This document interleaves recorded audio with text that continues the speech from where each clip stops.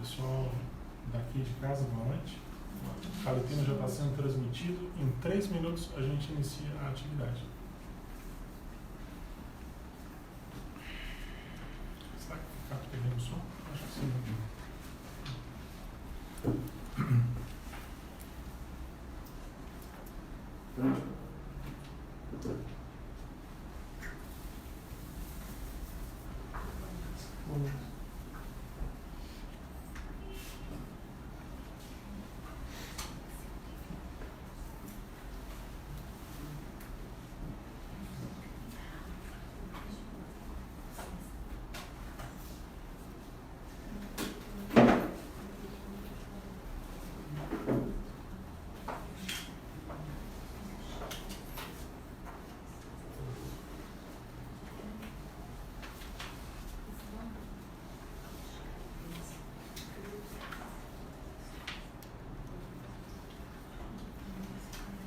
Pessoal daqui de casa, o Calepino inicia em 2 minutos.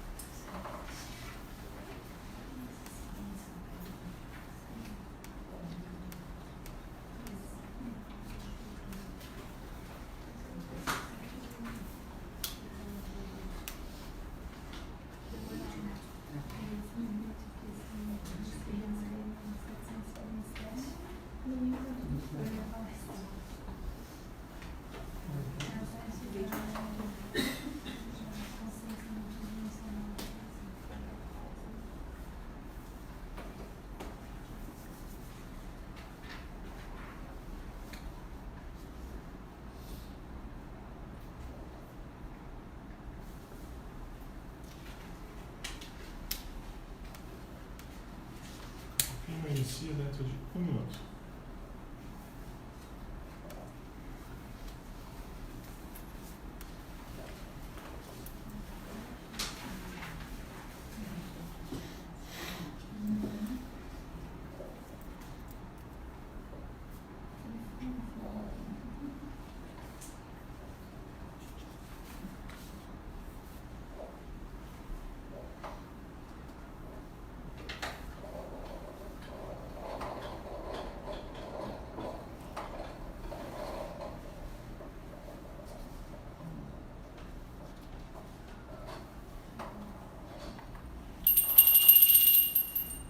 Calepino. Pessoal, muito boa noite a todos mais uma vez. Sejam muito bem-vindos, né, a essa nossa atividade que é o Calepino Conscienciológico. Hoje, aula debate de número 132, dia 25 de setembro de 2019, com o tema mais votado pela equipe aqui da Ortocognitivos, que foi a auto-reeducação do parapsiquismo. Está faltando um E ali no material que foi entregue. Lembrando que a atividade está sendo transmitida aqui diretamente da Ortocognitivos, em São José, Santa Catarina. E estamos online aí com o pessoal, com apoio aí da equipe técnica. Tá? Quero agradecer a todos que vieram aqui, porque o trânsito não é fácil, né? Então, muito obrigado. Gente, antes de começar aqui o nosso debate, o pessoal sempre pede para a gente dar uns avisos, e eu estava dando esses avisos no final do Calepino. Aí eu mudei um pouco para falar um pouco no início, porque às vezes o pessoal não fica até o final escutando. Então, quais são os avisos que a gente gostaria de dar? Nós vamos estar nesse sábado agora em São Paulo, na unidade do IPC, fazendo o lançamento do Calepino a partir das 5h30 da tarde. No domingo vai ter um Calepino especial lá em Foz, com o tema Decisões Evolutivas, com o professor Antônio Fontenelle, que acabou de editar um livro sobre esse tema. Semana que vem é conteúdo da crítica. E eu quero lembrar que nós vamos ter aqui algumas atividades bem importantes na Ortocognitivos. uma palestra gratuita com o professor Laine Loche sobre propósito de vida, que é a programação existencial, um dos temas mais estudados dentro da Conscienciologia. E ele vai dar também um curso, Cosmovisão Maxiporexológica, da Maxiporex. Isso vai ser no dia 15 de novembro, a palestra dele, o curso 16 e 17. E nós vamos ter um curso de campo bioenergético, TENEPS, com os professores Marina Tomás e Luiz Gonçalves, dia 30 de novembro e 1º de dezembro, também aqui com a equipe da Ortocognitivos, tá bom? Mas no final a gente volta a falar de novo. Gente, o que é o parapsiquismo, né? Eu acho que tem gente aqui que está a primeira vez, me sinto honrado aqui, tem um primo meu participando, Márcio, aqui é outro primo também, Jorge, estou me sentindo meio cercado pela família. Ganhei um presente hoje aqui, que foi uma canequinha do Calepino Conscienciológico, aqui da Renata. Então, se vocês pegarem a primeira folha, tem a definição da enciclopédia do professor Valdo. Parapsiquismo é definido como sendo a condição da consciência humana capaz de vivenciar parapercepções além dos sentidos do corpo físico. Aí inclui aí parapercepções energéticas, projeções, etc., sendo especialidades da Conscienciologia. Então, na prática, o parapsiquismo é essa faculdade ou atributo de todo ser humano de ir além, de conseguir perceber além do corpo físico apenas, né? E a Conscienciologia ela vai estudar tecnicamente ou cientificamente isso, né?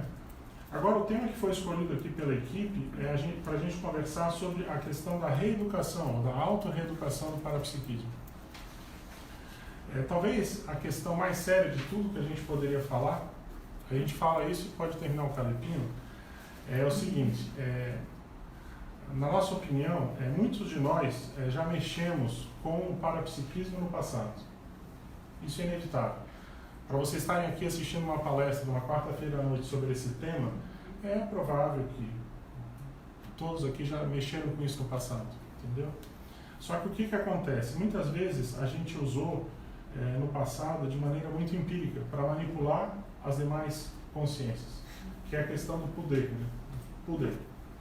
A gente distorcia de acordo com os interesses, né? E eu acho que hoje a gente está tendo uma oportunidade única de se reposicionar e utilizar de maneira mais cosmoética essa ferramenta, né?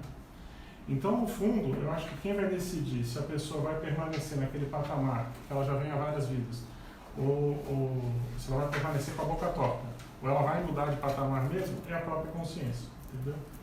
Então, esse é o convite que eu quero fazer para todos, para a gente puxar ideias e conversar sobre isso, né?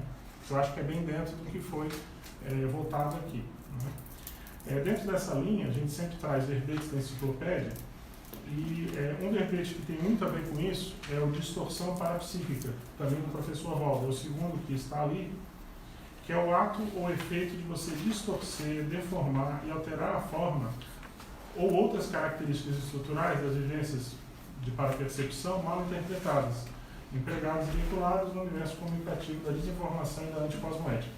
Na prática, é o seguinte, é essa questão da boca torta, né, da manipulação do passado afetando o presente.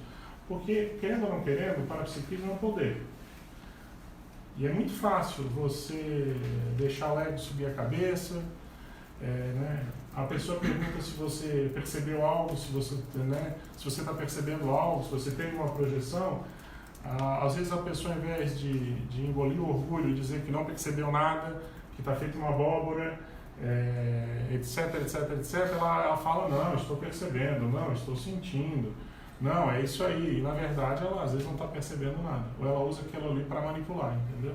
E eu falo para vocês, eu sei que tem muita gente antiga aqui, Maria Helena é um exemplo, mas eu estou na Conscienciologia há 30 anos, eu já vi muita coisa dentro e fora da Conscienciologia ao longo dessas 3 décadas. Então, eu acho que esse é o nosso desafio coletivo, né? De saber se posicionar melhor, de usar essa ferramenta de maneira mais ética, tá? Antes de começar aqui o debate, eu costumo trazer algumas ideias para a gente conversar, debater, para esquentar o debate, tá? Eu acabei separando aqui 3 blocos com 6 raciocínios, ideias ou pensatas. Isso aqui é de um livro que não está publicado ainda, eu estou com 4.000 pensatas, umas 400 páginas. Eu imagino que dentro de 1 ano ou 2 eu vou chegar em 5.000 e vou publicar o primeiro volume. É como se fosse um léxico de ortopensatas, só que eu vou chamar de nótulas parapsíquicas, porque é mais no sentido de percepções, observações, né? E aí eu tentei trazer coisas bem relacionadas à autorreeducação do parapsiquismo. Mas, gente, até aqui tudo bem? Eu estou preocupado com quem está a primeira vez aí. Se tiver alguém mais... Tem alguém aqui de primeira vez, além do Márcio? Não? Também? Se tiver alguém que não entendeu o que eu estou falando, fica à vontade, tá? Aqui é um bate-papo, uma conversa. Esse material que a gente entregou é para ajudar a debater. Então, às vezes tem alguma coisa que a pessoa não entendeu, alguma coisa que chamou a atenção, aí ela pega, levanta o tópico, a gente vai conversando juntos. Eu quero dizer que eu não sou o dono da razão, tá? Eu estou aqui aprendendo junto com vocês. Ok? Então, eu vou ler aqui algumas nótulas da minha lavra, junto com os amparadores. Descartem se vocês acharem que não tem nada a ver, mas se tiver alguma coisa, vamos adiante. Contrafluxo. O contrafluxo, às vezes, não é indicativo necessário de assédio interconsciencial. Pode ser o contrário. A interferência direta dos amparadores para evitar que ocorra algo pior. Daí a importância do domínio da sinalética energética parapsíquica pessoal. E não se iluda, não é tão simples assim, às vezes, discernir entre uma condição e outra, né?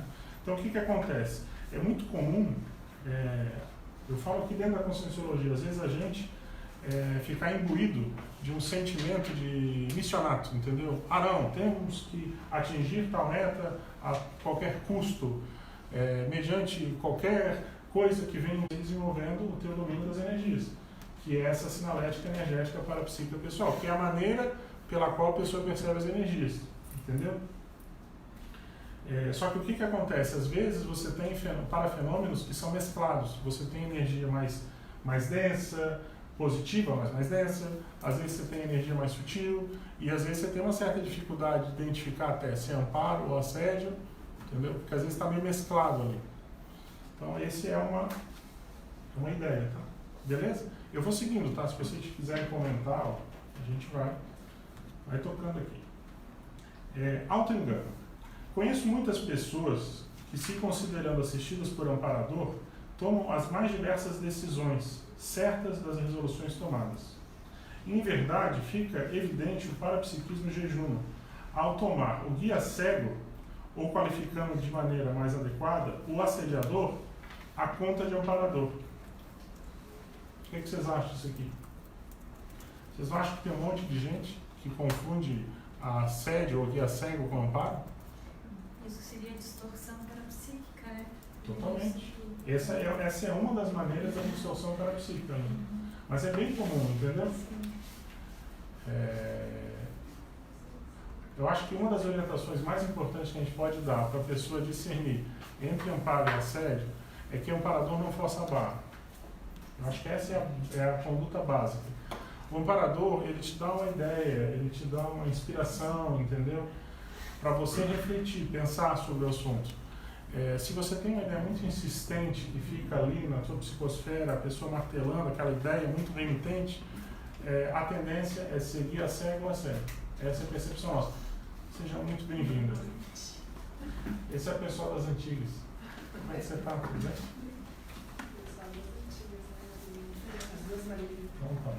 Exatamente. Sobre essa nótula, sim. Eu sempre parto do princípio que uma percepção captada com parapsiquismo tem que ser tratada com o mesmo senso crítico que uma percepção captada na dimensão física sem nenhum parapsiquismo. Informação captada é informação captada. Você tem que tratar ela com discernimento, senso crítico, independente se você captou com os sentidos físicos ou com parapsiquismo. Não muda. Perfeito? É isso aí.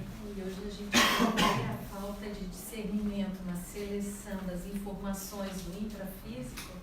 Imagina a complexidade, né?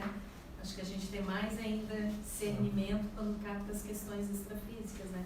Eu acho que hoje tem aí um excesso e as pessoas não têm discernimento, por exemplo, de fake news, né? De saber o que é uma... Extrapolando isso para o parapsiquismo também, eu acho bem sério isso, né? De discernir.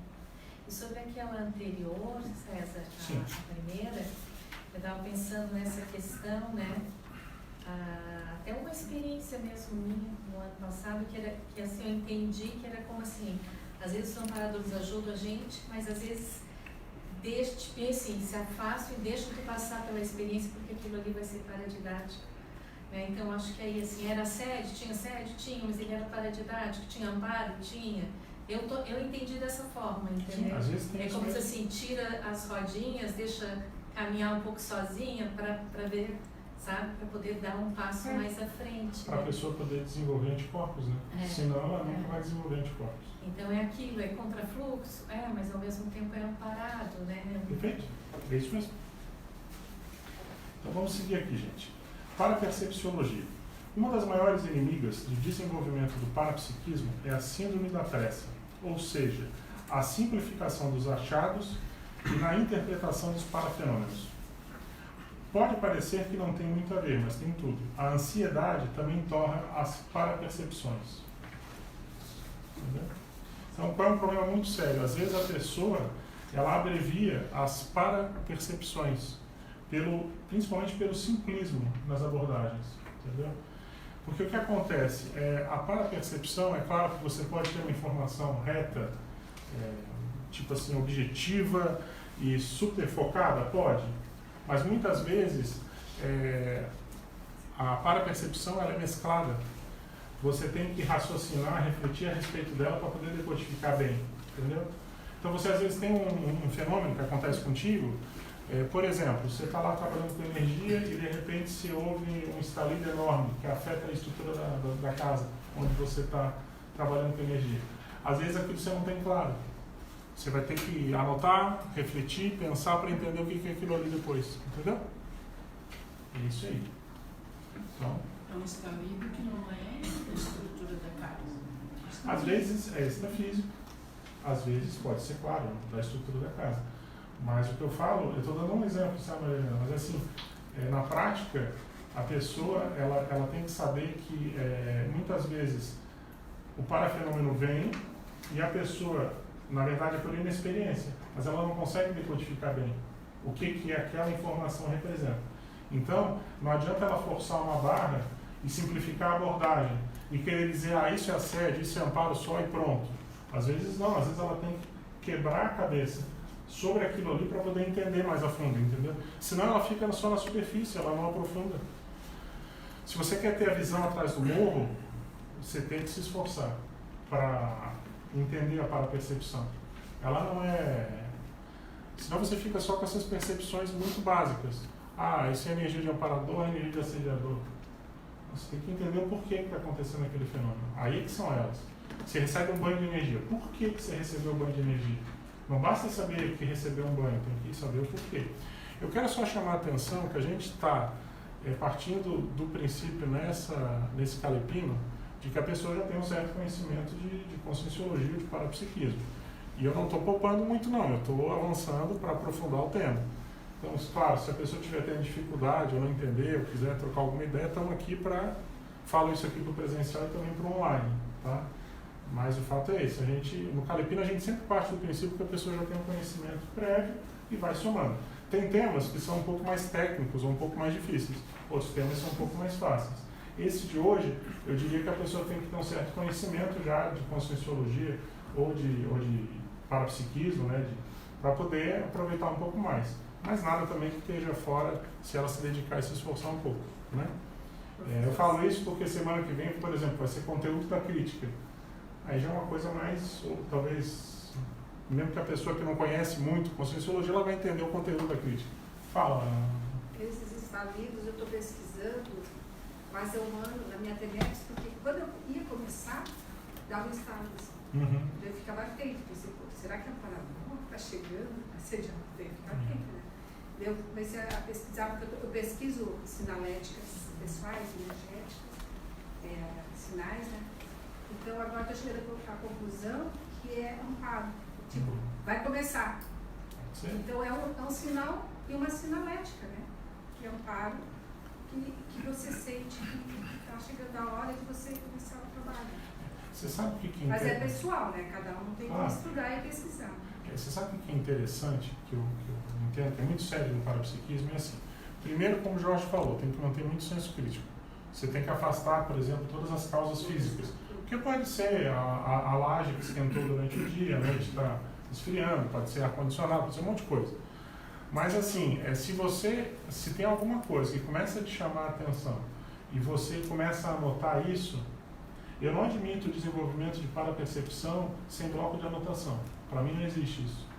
Então, se a pessoa começa a anotar, com o tempo, ela começa a criar uma jurisprudência que começa a dar uma relativa segurança daquilo que ela está percebendo, entendeu?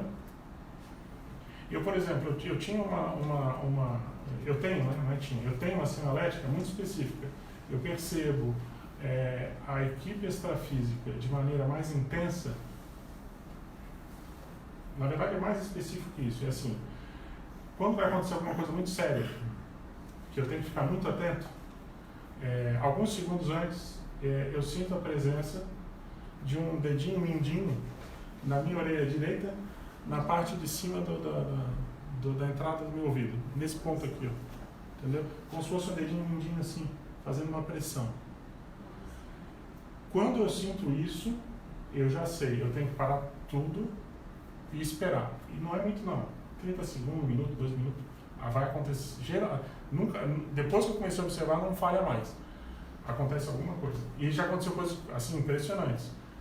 A última vez que aconteceu isso, que eu estava lá na IEC, não deu tipo 1 minuto, a sala abre e tem uma pessoa chorando dentro da sala, desesperada, por uma situação que tinha acontecido. Então eu já sei, é como se fosse um estado de alerta, né? Tem que entrar no estado de alerta. Então eu acho que esse tipo de refinamento, não estou me colocando aqui como a última bolachinha do pacote, mas acho que esse tipo de refinamento a pessoa tem que começar a ter, entendeu? Não é só perceber o amparo e o assédio, é perceber uma especificidade na atuação dos amparadores. É como se fosse uma comunicação, né? A gente começa Isso. É uma comunicação do físico para o extrafísico. É isso. Porque assim, o parapsiquismo ele é muito amplo. Eu estou falando de coisas, de percepções físicas, mas tem, por exemplo, um fenômeno super complexo que é o das sincronicidades. Que é a tua psicosfera, o teu holopensene interagindo com o holopensene de um ambiente. E aí isso dá uma certa sincronicidade e você tem que decodificar essa informação e principalmente sem cair para o lado do misticismo, que isso é difícil. Porque, por exemplo, se a pessoa começar a achar, não, apareceu 11 amparo, você sabe que pode ter assediador que vai manipular para te botar um 11 para te induzir a erro. Se você começar a achar que tudo quanto é banho de energia é amparador, você vai cair de 4, porque tem banho de energia que é promovido por assediador, para te induzir a erro, entendeu? Então essa manha, ou essa especificidade, a pessoa com o tempo vai pegando, tá? Gente, vocês me desculpem que para dar uma aula dessa, ou fazer um debate ou conversar, eu tenho que avançar um pouco. Eu fico assim só lamentando porque eu sei que é um tema mais hard, mas vamos embora. Eu acho que essa é a questão que tu estás falando, é da sutileza e do refinamento do parapsiquismo, né? Porque na página 5, ali em Parafenomenologia, coloca, não precisa ser parafenômeno da raça quarteirão, o processo é ver o conteúdo. Claro. Porque às vezes se valoriza mais, né? Não sei. Qual item que você está falando? Na página 5, Parafenomenologia, a terceira linha, o final da terceira linha, não precisa ser parafenômeno da raça quarteirão. O processo é ver o conteúdo. Então, por exemplo, isso que tu estás falando, de perceber, o dedinho, na hora é uma coisa, de certa forma, às vezes pode ser uma sinalética mais forte, mas às vezes é muito sutil. Perfeito. Né? Mas o conteúdo que é importante, né? Então, acho que a gente, e para isso precisa ter detalhismo, precisa ter atenção.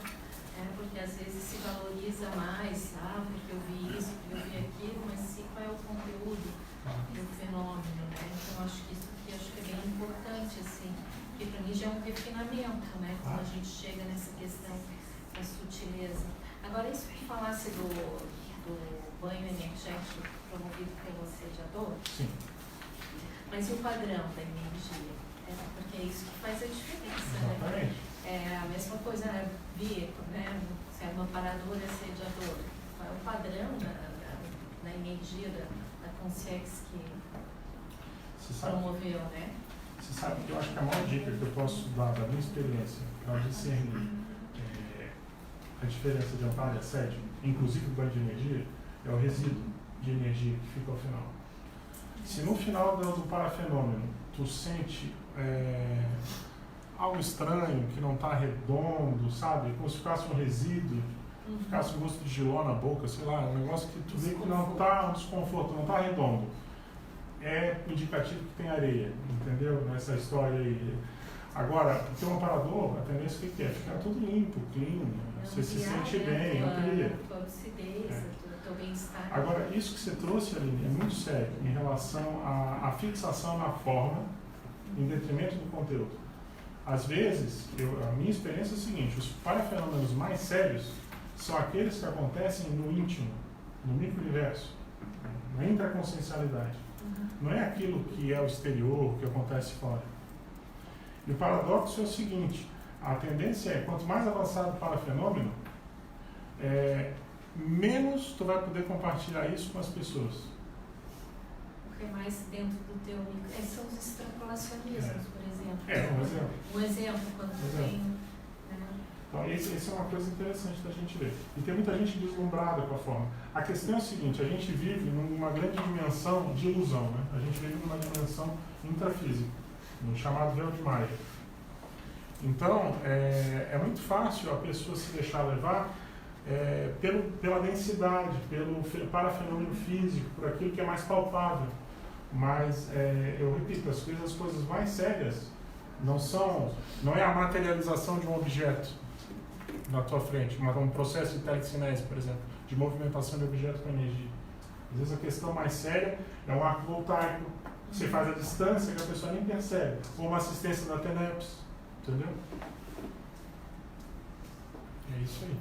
Então, isso que você está falando agora tem a ver com a primeira coisa que você falou, que a gente usava anteriormente de forma errada o parapsiquismo. E hoje, com essas ferramentas, a cosmoética, TENEPS, a gente consegue direcionar silenciosamente, vamos dizer assim, e fazer uma assistência mais qualificada e menos distorcida. Não precisa a gente poder soltar no vento o que está acontecendo. Você faz assistência.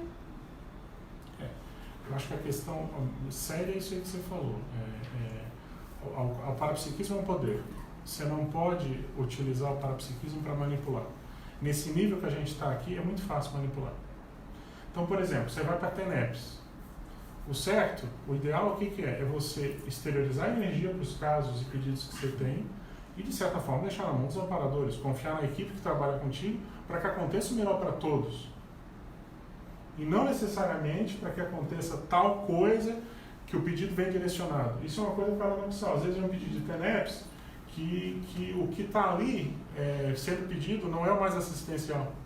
Sim. E o tenepsista ele não pode entrar naquela onda, senão ele vai estar fazendo acompanhamento anticosmético. Ele tem que manter o posicionamento mais neutro para esterilizar a energia, para ajudar a limpar e desassediar, para acontecer o melhor para todos naquele contexto. Porque às vezes o que a pessoa quer é uma decisão egóica. Entendeu? Sim. Então são coisas bem... Tá? Mas, gente, eu vou avançar aqui só para fechar o bloco e aí a gente vai continuando o debate. Conta. Nenhuma informação advinda do parapsiquismo vem ao acaso. Se ela chega ao seu micro-universo consciencial, algum dia a conta vem. Em especial, quando provocado pela equipe de amparadores. Na prática é o seguinte, quando você pega uma pessoa que teve um grande acidente, teve, por exemplo, uma macro PK, ou um acidente de percurso mais grave, se você for analisar o histórico daquela pessoa, dificilmente aquilo acontece de pronto, de sopetão, de uma hora para outra.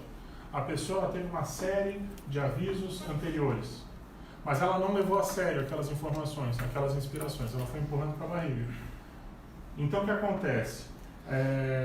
Se a pessoa não leva a sério, se ela ignora, o assédio vai aumentar. Quando eu falo assédio, às vezes é o autoassédio, e algum dia a conta vai vir. Cedo ou tarde, inevitável. Entendeu? Da mesma forma, se a informação é da equipe extrafísica de amparadores, a responsabilidade dela aumenta. E não há como negar. E uma coisa interessante do parapsiquismo é o seguinte, é muito rápido para perceber, concorda, Lindy? Assim, às vezes num átimo você percebe um monte de coisa. E depois que ela entra no teu micro-universo, e que você entende, não adianta você chegar e dizer, não entendi, ou fingir que você não percebeu. entendeu? Porque você captou aquela informação. Eu estou falando aqui de parapsiquismo, tá? Estou falando para o pessoal de casa. Então, é tudo aquilo que vai além das sensações físicas. Então, envolve parapercepção, projeção consciente, bioenergia, e te faz compreender e entender melhor essa realidade que a gente está aqui agora, que é a realidade intrafísica. Tá? Gente, essa aqui, eu já comentei alguma coisa, mas vou ler. É Parapercepciologia. O caderno de anotações das experiências parapsíquicas pessoais é fundamental por 2 itens básicos. A1, para não esquecer tudo que já aprendeu. A2, para lhe dar força e valorizar mais o seu laboratório consciencial. Isso é muito relevante. Às vezes a pessoa acha que não tem o parapsiquismo desenvolvido, mas ela já está lá na frente. Só que ela não leva a sério, ela não anota, ela não concatena, ela não junta as pontas. Aí ela tem que anotar para poder formar um corpo. Um dos arquivos mais sérios que eu tenho, dos 137 que eu li do Calipino, eu chamo de EPP, Experiências Parapsíquicas Pessoais, onde eu coloco todas as experiências maiores parapsíquicas. E aí eu descrevo o caso, o parafenômeno, a minha conclusão, etc. Visando, quem sabe, no futuro, publicar um livro tipo Projeções da Consciência, mas contando casos parapsíquicos. Esse é um arquivo. O outro é o de sinalética, energética, parapsíquica pessoal, que eu chamo de CEP. Que aí é o refinamento dessas parapercepções todas que eu estou colocando aqui, entendeu? Onde você vai juntando. Você só consegue, por exemplo, descobrir a data de aniversário da tua TENEPS ou da tua suposta FIEX se você... Entendeu? A data de aniversário que eu falo é a data da limpeza da tua FIEX, é isso, não é data de TENEPS. Data de TENEPS você sabe, aniversário é o dia que você começou, estou falando da FIEX. Aqui na página 3, Vamos lá. repressão, tem a ver com isso que você está falando aí. Essa questão Posso ler? Isso. E aí você comenta? É que mais ou menos a problemática que a gente usa. Então vamos lá, em página 3, entendendo a repressão, são anotações pessoais com base na fala do professor Valdo Vieira, da tertúlia Homini Desafio das Tertúlias Conscienciológicas, especialidade Refutaciologia, 26 de setembro de 2010. A desrepressão parapsíquica é dos itens mais sérios e práticos no desenvolvimento do parapsiquismo. Há muita gente reprimida parapsiquicamente, inclusive aqui. Essa repressão é que faz as pessoas não escreverem o livro, o artigo, o verbete. A abrangência patológica disso é muito maior do que se pensa. Às vezes, a pessoa não escreveu nada porque está com receio de algo que mexe com o orgulho. Não quer apresentar algo por baixo porque tem de ser o maior do cosmos. Não raro, o próprio assediador instila para insuflar o ego. O que te chamou a atenção aqui? Não, é sobre a escrita, sobre escrever. A pessoa que é bem parapsíquica, normalmente ela confia na memória e acaba não anotando nada. Sim. Ou vai anotar depois, ou não anota. E isso causa... Na verdade, o que eu entendi aqui, isso é um assédio, um autoassédio. Sim.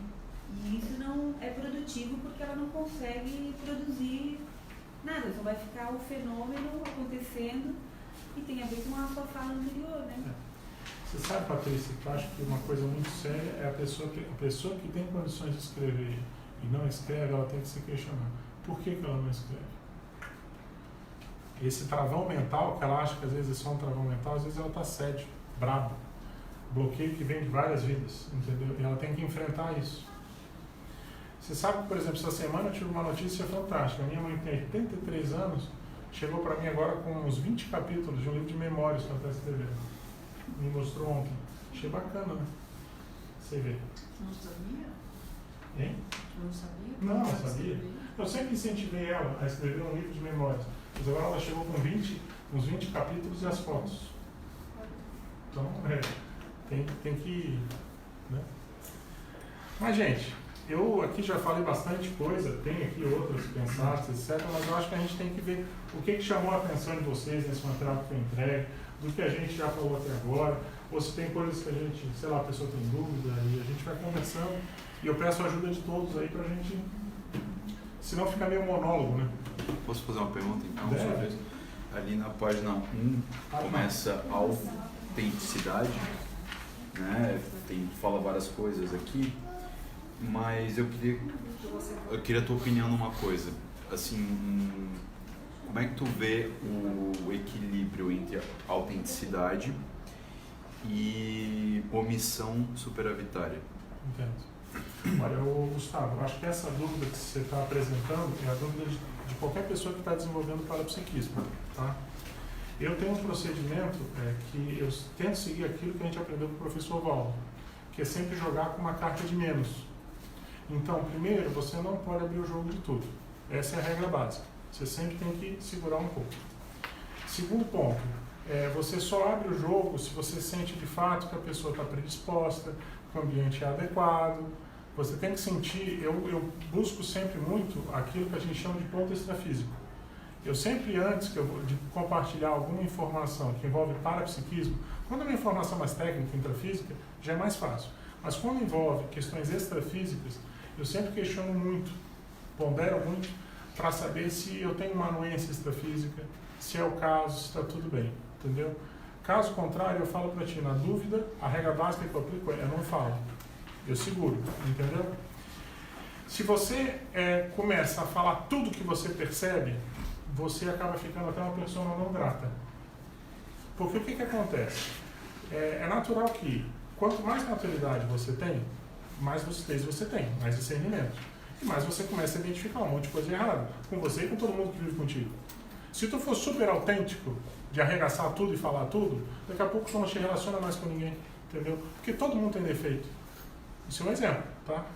E aí, mas essa é a dificuldade. Como você caminha no fio da navalha, sendo autêntico, mas sem exagerar na dose e ao mesmo tempo sem fazer acompliciamento anticosmoético. Qual é a técnica que eu uso? É bem simples. Eu tento priorizar aquilo que eu acho que é relevante. Entendeu? Então é assim, ó. Até o limite tu vê que é devido ali. É assim, ó. Você vê que a pessoa, por exemplo, está fazendo algo errado. Mas é uma coisa que às vezes a pessoa vai aprender com aquilo, o saldo não vai, eventualmente se der, eventualmente errado, porque às vezes você não está com a razão toda, às vezes pode até dar certo. Mas supor que dê errado, não vai ter maiores problemas, entendeu? É uma coisa às vezes mais particular, etc. Não. Agora, se a gente vê que é um negócio mais grave, que vai repercutir no grupo, aí a minha regra é essa, aí eu não omito. E eu tenho uma outra coisa que eu sou terrível, assim, e faço até uma confissão pública. Se eu geralmente aplico aquela técnica de Demóstenes, né, que o professor Valdo falava, que é aquela que, quanto mais crítico o assunto, mais você começa devagar e lento, e falando às vezes mais baixo, para captar a atenção da pessoa. Se eu começar a falar uma coisa que é muito séria, que eu entendo que eu tenho que falar, e a pessoa começar a dar um contra, eu começo a elevar o tom. Eu começo a pegar cada vez mais pesado. E se eu sentir ataque extrafísico, cara, aí eu digo pra ti, 99% das vezes, aí mesmo que eu vou tratorar. Entendeu? Mas como se diz, é maneira de proceder, né? Não é o resultado desse problema. Às vezes você até erra, e aí você tem que refletir e tentar evitar repetir isso. Mas eu vou te dizer, eu acho que eu estou errando cada vez menos. E o saldo que eu vejo é extremamente positivo. Eu vou te dar um exemplo. Cheguei lá em Foz, eu fiquei 2 meses fora mais ou menos. Tinha um projeto extremamente crítico para a CCCI, para a Conscienciologia, que estava totalmente parado, praticamente parado. Aí eu chamei a pessoa, conversei com ela e falei: olha, o que a gente acertou no passado foi tal situação. E você conseguiu agir bem aqui e dar resultado até aqui, e aqui você parou totalmente. Então nós estamos diante de uma situação que é o seguinte: do jeito que está, não pode ficar. Entendeu?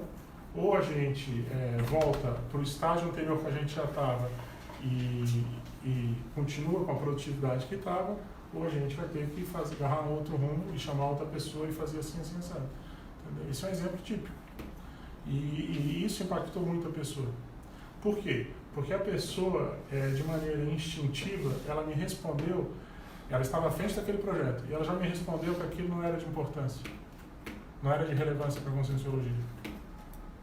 Aí eu falei: se você que está à frente do projeto, você acha que não tem problema, tira o time de campo e a gente chama outro. E aí ela refletiu um pouco, demorou 1 ou 2 horas, ela me mandou um áudio no WhatsApp pedindo desculpa, que ela tinha refletido, ela não queria largar, queria continuar e tudo mais. Então, às vezes, você tem que dar umas entradas para dar uma corrigida no rumo, entendeu?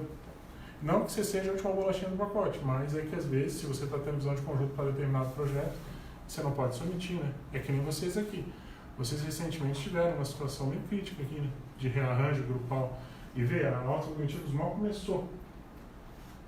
Que é aquilo que eu falava lá no início para vocês. Tem que esperar levedar a massa.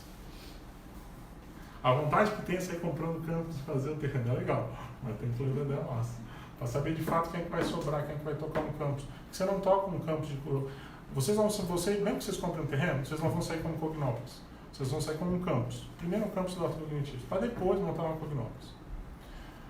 E você não consegue manter um campus sem ter o Holochakra, sem ter gente morando lá dentro. Aí a pergunta que é a seguinte: comprou o terreno, Santa Amaro, seja onde for, quem vai morar lá? E minha sugestão, não adianta botar só pessoas sozinhas. O ideal é que seja casal. Você não precisa fazer acepção. Tem alguém que não tem dupla, quer ir pra lá, beleza, vai pra lá. Mas... Não, calma. Você tem Aí que... vamos destrinchar isso. É casal ou é dupla? Dupla. O ideal é dupla, né? Casal só, casal não. Quando eu falo de casal dentro da conscienciologia, eu estou falando de casal completo, dupla evolutiva, casal íntimo, tudo que tem direito, entendeu? Então, acho que é isso aí que tem que ver. Então, vai, quem é que vai? Quem é que vai dar a sua doação lá de Holochakra no início para sustentar o negócio, entendeu? E para vocês saberem quem vai, se as pessoas de fato vão bancar, porque não adianta falar da boca para fora. Ô César. Eu me lembro de ter falado para vocês, ó, tem que esperar para ver essa montoeira de gente, quando levedar a massa, quem é que vai ficar em pé. Ô César, no início do CAEC, o Moacir tinha duplo? Acho que não tinha, não. Não, sozinho. Bota teu joelho, lama, sal e foi. E hoje ele está lá com arroz. E depois, agora está lá com arroz. Então a gente pode ir sozinha, quem não tiver, e arranjar alguém para comer isso. Concordo. E outra coisa, eu vou te dizer, eu acho que passando o casamenteiro, se depender de mim, eu ponho o nome aí na internet. Internet Santo Antônio. Pega eu ajudo. As 8 também precisa, então vamos arranjar os casadinhos aí. Mas, gente, eu estou mexendo um pouco para ver. O povo está muito sisudo hoje aí. Hoje é quarta-feira, é o frio. Mas fechou aí, Gustavo. O que você achou? Mais ou menos? Uma linha? Ficou?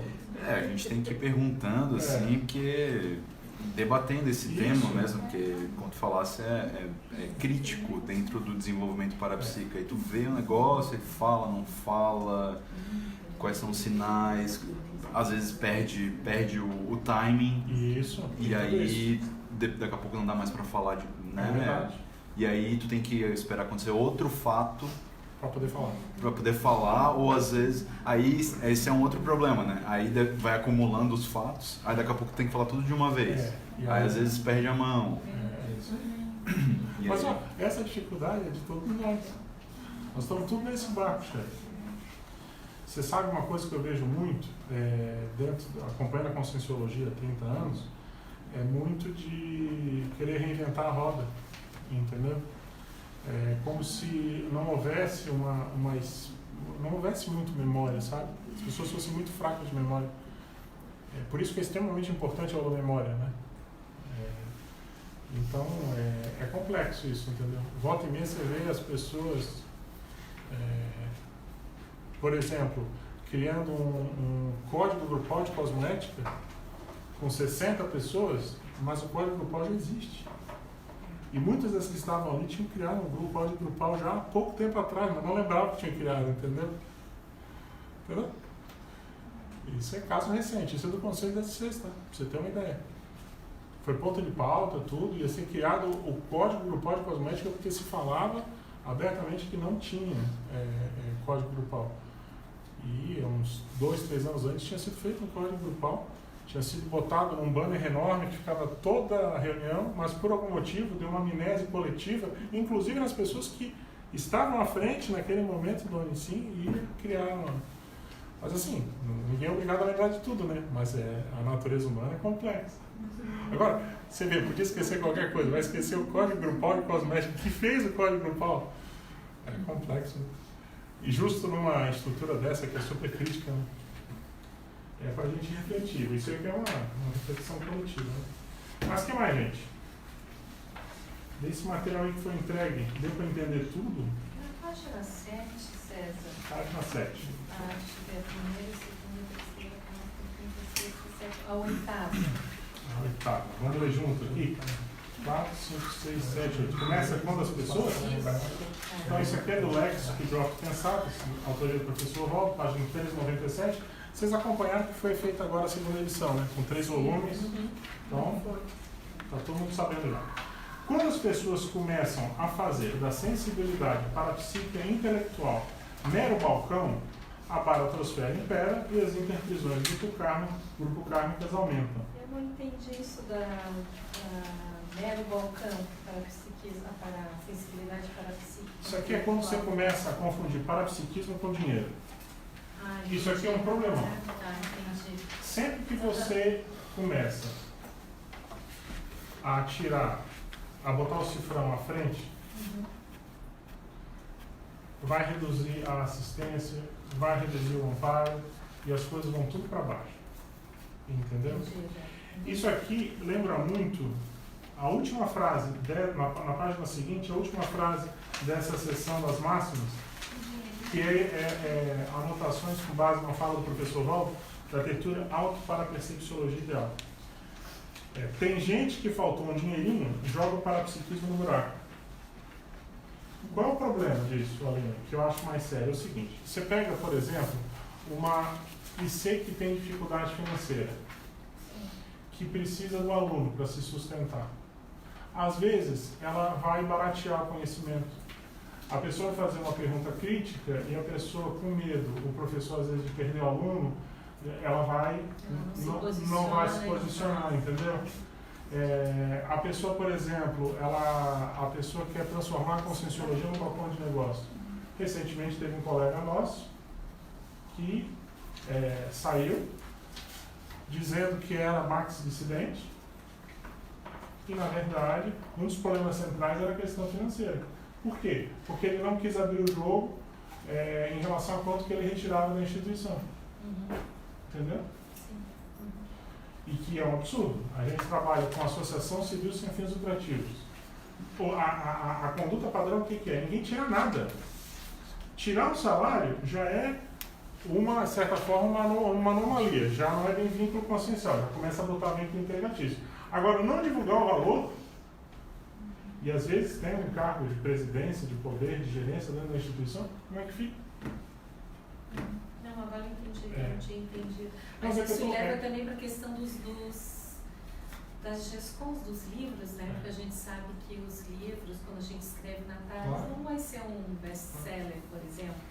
Enquanto que existe um mercado para esse outro tipo de literatura e para psiquismo que é muito sedutor, né? Que é muito leve para a questão econômica. Isso. Assim, olha, eu sei que o estudo que eu estou falando você já é catedrático. Não, eu não tinha entendido. Mas assim, eu estou só aproveitando para... que eu não tinha entendido realmente ali a frase. E eu tenho mais uma coisa que eu queria falar. Eu queria falar de um exemplo recente lá em Foz. Que deve ter um monte de gente que está escutando lá em Foz. Eu não sei se vocês ficaram sabendo, mas teve uma onda agora recente que um pessoal soltou lá dentro, um pessoal colateral, obviamente, de que haveria um evoluciólogo, o professor Walter teria identificado em 1998, que convidou para trabalhar com ele, e que o cara é evoluciólogo, e que agora está vindo para Foz. Resumo da história, um monte de gente ficou deslumbrada com essa história. É óbvio que se fosse verdade a gente saberia, tá certo? Conheço pessoas que foram ficar até muito decepcionadas, porque claro, a pessoa faz ela gera uma expectativa, entendeu? E a pessoa está cobrando consulta, R$350. E ela está na conscienciologia? Não está, mas está lá. Está lá e comprando consulta. Entendeu? E tem gente que está indo. É interessante que o parapsiquismo é assim, ó, às vezes a pessoa quer ajudar, mas ela quer ajudar do jeito dela. Mas ela está dando consulta tipo, o parapsiquismo? Tipo coaching. Tipo coaching, vai. Entendi. Coaching Esse parapsíquico. estilo, Esse estilo. Entendi. esse estilo. Mas o que eu acho interessante do parapsiquismo é essa questão de que a pessoa, ela às vezes, em alguns casos ela pode até fazer assistência, mas muitas vezes ela quer fazer assistência ou faz do jeito dela. E tecnicamente, às vezes não está adequado, entendeu? Eu foge um laboratório, né? Esses dias eu fui na casa de uma pessoa que não faz parte da Conscienciologia, que diz que se mudou para Foz por orientação da equipe extrafísica dela, porque era para ajudar o professor Val e todo o trabalho da Conscienciologia, que a gente está precisando muito de ajuda extrafísica. Mas a questão é essa, a questão é que a pessoa na fala dela, ela fala, não, porque eu tenho OFIEX, a minha OFIEX é mais desenvolvida do que todo mundo junto. Nossa. É sério? E fala um monte de coisa absurda, e você fica escutando. E o pior não é isso. O pior é que quem me levou lá é gente nossa e deslumbrada pela pessoa. Então, qual é a minha conclusão disso tudo? Minha conclusão é o seguinte, você tem que ter autodiscernimento em tudo. Em tudo. Não adianta. Senão você cai no ponto, no sonho dourado ali. Tem um monte de gente. É o princípio da descrença. Isso. Né? É o princípio da descrença Isso. que a gente fala. Agora, o que eu falo é o seguinte, é muito fácil de falar, mas na prática é complexo. Sim. Porque às vezes a pessoa vai numa dinâmica, ela vai falar com uma pessoa com mais experiência, etc. E ela pode achar que aquilo é uma verdade absoluta. Como eu via muitas vezes com o professor Valdo. O professor Valdo tinha uma ideia que ele passava para a pessoa, refletia a respeito. E não era nem que ele tinha certeza, mas a pessoa pegava aquilo como uma verdade, entendeu? Como o Valdo pediu para ela pensar sobre tal possibilidade, ela já partiu do princípio, não, isso é verdade, isso é fato, ele falou. Mas a pessoa não fazia o exercício de pensar, de refletir. Então a gente não pode ir no ritmo de ninguém, a gente tem que manter o senso crítico, isso é o mais sério. E em parapsiquismo é o que a gente mais tem que abrir o olho. Já cansei de ver.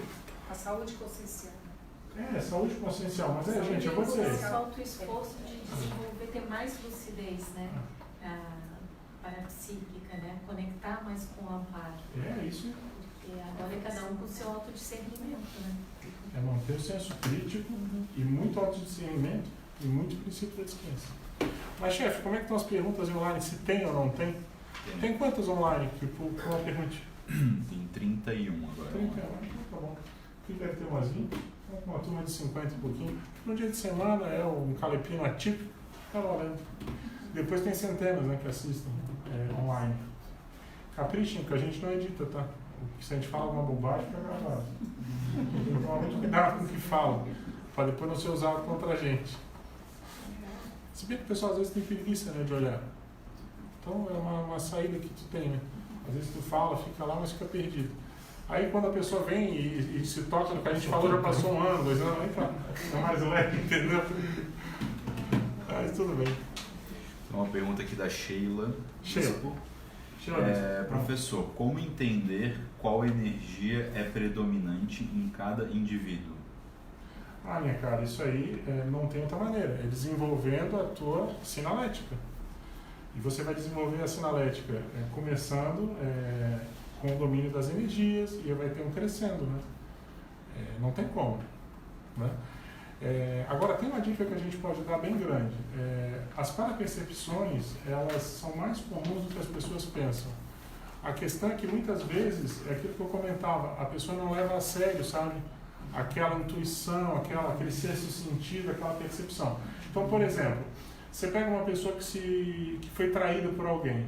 Vou dar um exemplo, bem comum. Então, às vezes a pessoa fica braba, né, com a outra pessoa. Não, mas por que aquela pessoa me traiu? Por que, né, tipo assim, a pessoa que às vezes ela mais ajudou e mais se dedicou, traiu ela. Mas se ela parar para pensar, ela vai ver que ao longo daquela relação, ela percebeu. Ela teve vários sinais, só que muitas vezes ela fechava o olho porque ela estava percebendo, entendeu? E parapsiquismo é muito isso, entendeu? O assédiozão, grandão, nunca aparece de uma hora para outra.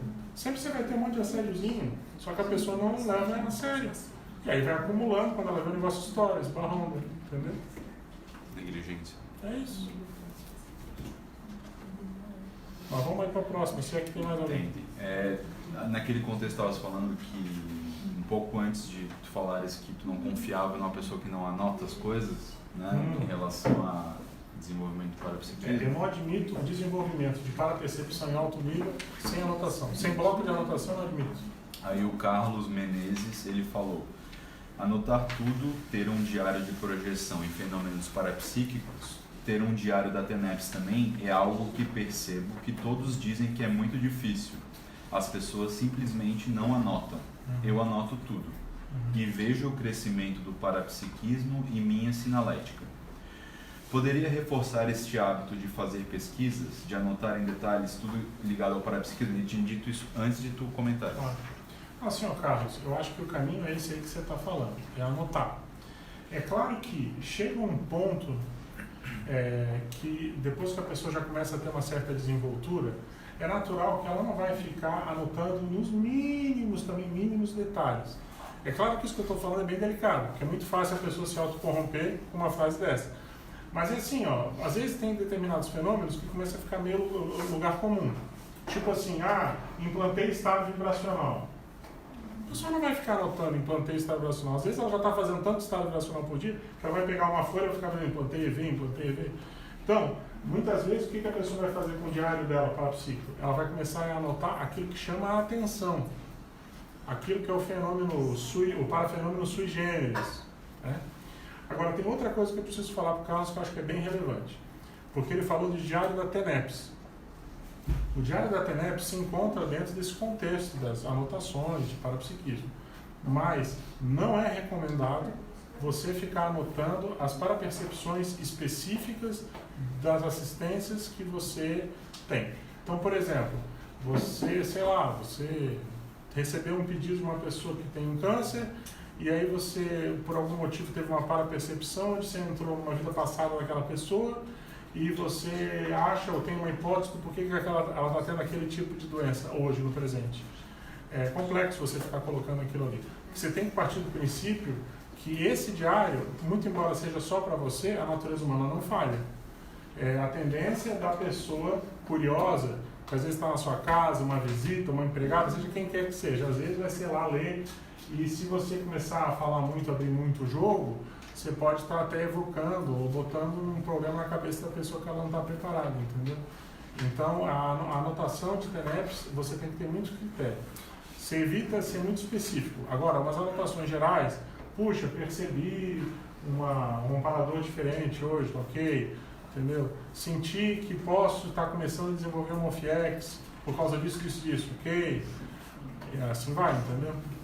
É isso aí. O público de assistência também, não? Hein? O público de assistência. Claro. Coisas que vão dando. Claro. É o que eu falei, tudo que chama atenção. Daqui a pouco começa a aparecer muita criança na tua TENEPS. Você começa a identificar, puxa, eu posso ter um bolsão de assistência com criança aqui. E aí a pessoa começa a anotar e daqui a pouco ela começa a ver que existe um padrão. Né? É tudo isso. Isso é bem interessante, sabe? Isso aí daí no Calepino. Só sobre esse item, sabe, Teresa? Porque o que acontece? A tendência do bolsão de assistência é ser aquilo que a pessoa conhece muito, ela tem um padrão de afinidade. Então, às vezes, a pessoa tem uma doença, o tenepsista, e aquela doença acaba sendo o rapport com aquele bolsão de assistência. Exatamente porque ela tem a doença, porque ela conhece, ela consegue assistir melhor aquele grupo. É bem interessante. Autoridade moral. Exatamente. Veja o paradoxo. Eu estudo muito paradoxo. É a assistência com a afinidade através da doença, da patologia. Não é louco isso? Porque às vezes a pessoa já superou, né? Isso. Pode ser um hábito que a pessoa tinha e superou, um vício. Pode. Daí depois disso ela sabe como ela superou. Exatamente. Então o bolsão vai se criando através dessa informação. É isso aí. Às vezes ela não superou, mas ela está superando. Está superando, dá em tratamento. É isso aí. É bem interessante. O que mais, chefe? Vamos lá. Gelaine. A Gelaine Barato. Ela É. Fala de Salvador, muito bom assistir o Calepino, seja em Foz ou outro lugar. Fala aí, Gelane. Gente, a Gelane é a nossa cozinheira mor da Conscienciologia, tá? Ela é dona de um restaurante lá em Salvador, ela é voluntária antiquíssima. E hoje ela está no receptivo do SEC. E é uma pessoa fantástica. Vocês indo a Foz, não deixem de conhecer a Gelane, porque ela é um barato. Ela é muito para frente, positiva, conversa, não é à toa que ela está no receptivo. Mas fala aí, chefe. A Sheila Bispo também falou mais uma coisa aqui. Professor, faz 2 meses que vim conhecer a Conscienciologia, fico aliviada de estar no caminho certo, em treinamento, anotações e leitura. Estou sendo bem instruída por pessoa da Conscienciologia, gratidão. Sheila, bacana. Seja bem-vindo ao grupo. Agora te falo, mantenha o senso crítico. Em relação ao que a gente está falando aqui, em relação ao que a sua amiga está falando, em relação ao que todo mundo fala para você, não vá no bico de ninguém. A gente pode estar velho, já ficando meio gaga, já estou de cabelo branco, sei lá. E louco tem tudo quanto é lugar, né? Não é isso, Márcio? É interessante que aqui no frame tá pegando assim, tu e o princípio da descrença atrás, assim, Tá bom, tá na onda. destacado. Tá na onda. 6 idiomas. Gente, ó, eu estou dando preferência aqui, mas se tiver alguém querendo perguntar ou falar, contribuir, fica à vontade, tá? Toca aí, se tiver mais alguma coisa, senão a gente... Fechou? Fechou. Então tá. O que mais, gente? O que vocês acham aí do material que foi entregue? Vou tentar a respeito da página 9, o segundo item, Página 9, segundo item. questão aí da cautela. Vamos lá. Isso aqui é do Dicionário de Argumentos, do DAC, página 619. Quanto mais conhecimento você adquirir quanto ao parapsiquismo, mais cautelosa deve ser a sua vida em qualquer dimensão. O que você acha? Entender o sentido tanto da cautela em relação às parapercepções, como a gente vem falando aqui do autodiscernimento, de ter um filtro, né, em relação às informações, mas até no sentido assim de uma auto-organização da vida em geral, né, de ter uma vida mais cautelosa, pensando até em acidentes de percurso, então de ter uma vida realmente mais organizada, na medida em que o parapsiquismo também vai ficando mais aberto e a gente fica, de certa forma, mais exposto, né? Eu, pelo menos, entendo dessa forma. Nesse sentido. É isso aí, como você está falando, é um holy pack, né? É todo um conjunto. Quanto mais parapsiquismo você tem, mais conhecimento você vai ter, mais responsabilidade você vai ter, a tendência sua, tendo mais maturidade, é para a imagem séria para você, te chama mais atenção. Então você tem que ser mais cosmético do que todo mundo, você tem que ter mais cautela em tudo que você faz, porque se você piscar os olhos quando você vê, você já está no meio de um rolo. É isso aí. Eu lembro de uma vez que a gente foi fazer um evento lá era o planejamento estratégico da IEC, que a gente fazia, a gente faz anualmente na IEC. Não sei se vocês fazem isso aqui no Autocognitivos, que é basicamente assim, é sentar todo mundo no final de semana. Eu vou dizer como é que a gente faz lá, né? Senta todo mundo no final de semana, você tem ali uns alinhamentos básicos, né? No início a gente se dedicava a criar o código grupal de cosmética da IEC, alinhar algumas coisas, tá? Mas na prática o que acontece? A IEC é bem prática, assim, pega os projetos que a gente tem a fazer e elenca em conjunto, em grupo, quais são as nossas prioridades para aquele ano. Se o planejamento for estratégico, for anual, se for, sei lá, a cada 2 anos, você faz a cada 2 anos. Mas aí você põe de maneira bem objetiva. Primeiro item, construir um megacentro cultural loteca. Segundo, construir um loteamento. Terceiro, manter o hotel. Quarto, cuidar do discernimento. Quinto, publicar o Senhor de Xaló. Sexto, não sei o quê. Sétimo, não sei o quê. Você alenca ali os itens que Só que o que é importante é que você dá uma alinhada com o grupo, né? Aonde que você quer chegar. Né? Então, eu lembro que a gente estava fazendo um planejamento desse num hotel lá em Foz, um hotel 5 estrelas. O professor Walter sempre vinha e prestigiava o nosso planejamento estratégico. E eu lembro que tinha bastante gente, a gente já estava lá o final de semana inteiro, e aí veio o garçom com toda a pompa, servindo água para todo mundo, e na hora que ele põe o copo para o professor Walter, tinha um caco de vidro dentro do copo. Aí o professor Walter só fez assim, aí o garçom parou, aí ele botou o dedo assim e puxou, tinha um caco de vidro. Aí você vai dizer assim, puxa, quer dizer então que o Valdo é assediado? Não. Ele foi lá e puxou a sério. Pelo contrário, ele é o mais esperto ali. Entendeu? Por que não foi em cima de ninguém e foi em cima dele? É porque ele mantou, ele puxa. A isca, né? É claro, é a escagem. Isso é uma escagem mais intrafísica. E aí a pessoa não entende, mas aquilo é multidimensional. Por que ela? Por que ela? Porque ela é isso, entendeu? E tem a maturidade para poder resolver. Isso, é isso. E nem se alterou, entendeu? Então é isso que eu chamo, é isso que a gente tem que prestar atenção. Então isso aqui, esse exemplo que eu dei, ó, é bem dentro disso que você acabou de falar, entendeu? Mais cautelosa. Você tem que prestar atenção, redobrar a atenção, que você começa a ficar cada vez mais de crime extrafísica, né? Esse é o X da questão, né? Então tem que abrir o olho para olho, butuca para butuca, prestar atenção em tudo e mais um pouco. Principalmente quando você achar que você está começando a ficar por cima da carne seca. Abre o olho. Abre o olho. Porque eu vou repetir. Para mim, um dos maiores mataburgos, se não o maior, do domínio do parapsiquismo é a pessoa colocar o ego dela à frente do serviço. Ela começa a se achar por cima de tudo e de todos. Isso aí não dá boa coisa. Nunca deu, né? A pessoa só está desperdiçando mais uma vida. César, na página 9, o último item, Sim. que começa com o ataque terapêutico. Vamos lá. Isso aqui é da Enciclopédia da Conscienciologia, uma adaptação, né, da escrita do professor Valdo, do verbete Autorrecuperação dos Megacons, especialidade Autoconscienciometrologia. O ataque, isso aqui é uma singularidade, tá? A singularidade é um dos livros que a gente tem, que não está publicado ainda, mas que mexe com paradoxo, tudo aquilo que causa uma certa surpreendência, né? Então, o ataque terapêutico predispor à agudização do autoparapsiquismo e, consequentemente, à rememoração dos megacons. Eu não sei se eu estou enganada, mas acho que tem um verbete dele. Tem. Que podia expandir um pouco isso, porque eu lembro de ter ouvido, mas não lembro de ter compreendido muito bem a Não, questão. tranquilo, assim, ó, o ataque terapêutico, o que é? Você, com o domínio do parapsiquismo, das energias, chega uma hora em que você começa a receber ataque de assediador. Sim. Só que às vezes o que acontece esse ataque ele é utilizado para fazer assistência para aquele, o assediador vem te atacar, e, na verdade ele fica preso, entre aspas, no teu visco da energia, como se fosse aquela mosca que posa no papel que ela gruda, e aí aquela consciência vai ser escada para ser assistida. No primeiro momento, junto à parapsicosfera do assistente, né?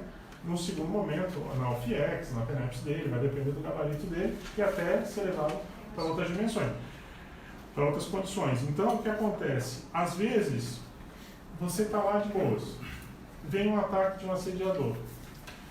Aquele ataque que, a princípio, era negativo, ele pode te predispor a você ficar com o teu parapsiquismo mais agudizado e te fazer relembrar coisas que você nem estava prestando atenção naquilo. Você pode relembrar, puxa, mas essa pessoa está me atacando porque teve alguma coisa lá atrás, no passado, isso aqui é uma rememoração do curso intermissivo, e aí é tudo ela isso. Ela desencadeia, é o que acho isso. que ele comentava até de mega assediador com ele, né? No Sim. caso, né, energia do ataque para Mas aí a consciência, essa que fez o ataque, predispõe, então, algum tipo de... Isso. Agora, o Valdo é um ponto fora da curva, né? Com todo respeito, mantendo o princípio da descrença, mas... Eu lembro que uma vez, ele chegou e comentou na abertura que ele falou assim, me falou sério, estava preocupado, gente, estou ficando enferrujado. Aí pessoal, mas por quê? Não, porque olha só, hoje à noite eu estava trabalhando, escrevendo pensar, trabalhando na enciclopédia, e aí eu senti a presença de um mega seriador, que já é conhecido nosso, antigo, os amparadores permitiram que ele chegasse, ele já está há alguns séculos sem ressomar, imagino que já está fazendo uns 4, 5 séculos. E eu senti nitidamente a hora que ele chegou, e eu contei no relógio. Eu demorei 45 segundos, um negócio assim, foi uma questão de segundos, não dava um minuto, para encaminhar a consciência. Mas ele estava chateado. Eu não demorava tanto assim, eu demorava... Era 20 segundos, era 15, era 10. Estou demorando mais que o dobro do que eu demorava. Eu estou rindo porque assim, né? A gente às vezes fica ali, ó, ralando, eu não sei quanto tempo, às vezes dias, né? Mas vamos lá. Não podemos desistir, né? Também imagina, a maioria do povo aqui tem o quê?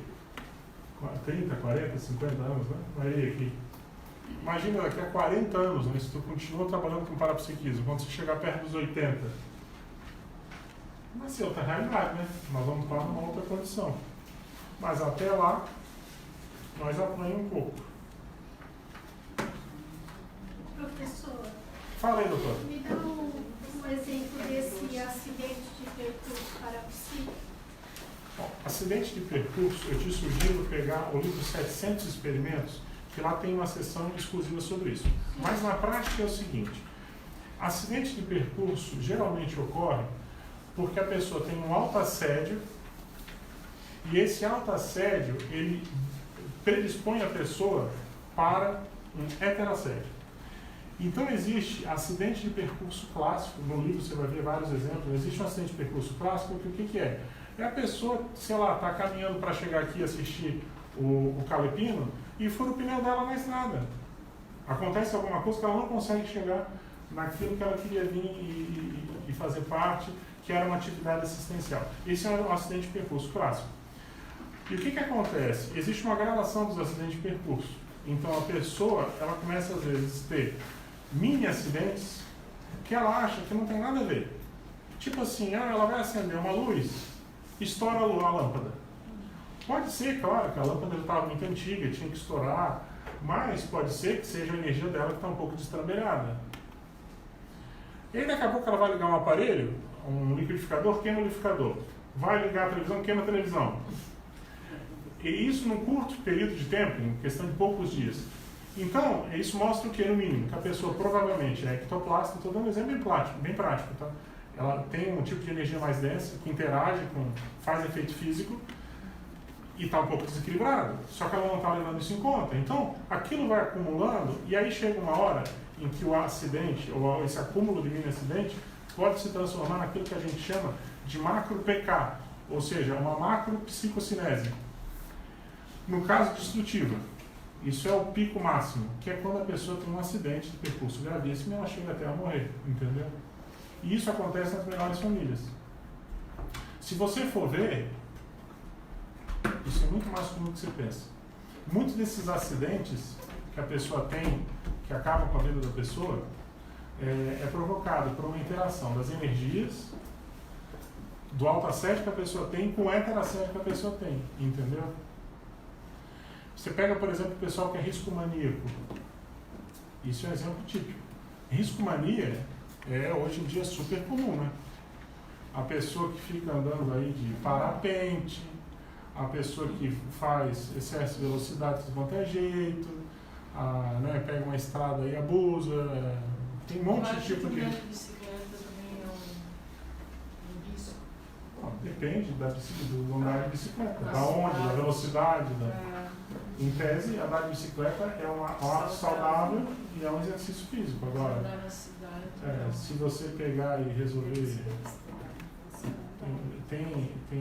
Vai ter para entender um pouco como é que é isso. Agora, isso é uma coisa assim, ó, a gente estuda, bem tranquilo, bem natural, a pessoa tem que estar atenta, é isso aí, não é para a pessoa ficar preocupada, nem assediada, pensando nisso mais. Existe um processo no assédio interessante que é o seguinte: se você fica pensando demais no assédio, você dá força para os assediadores.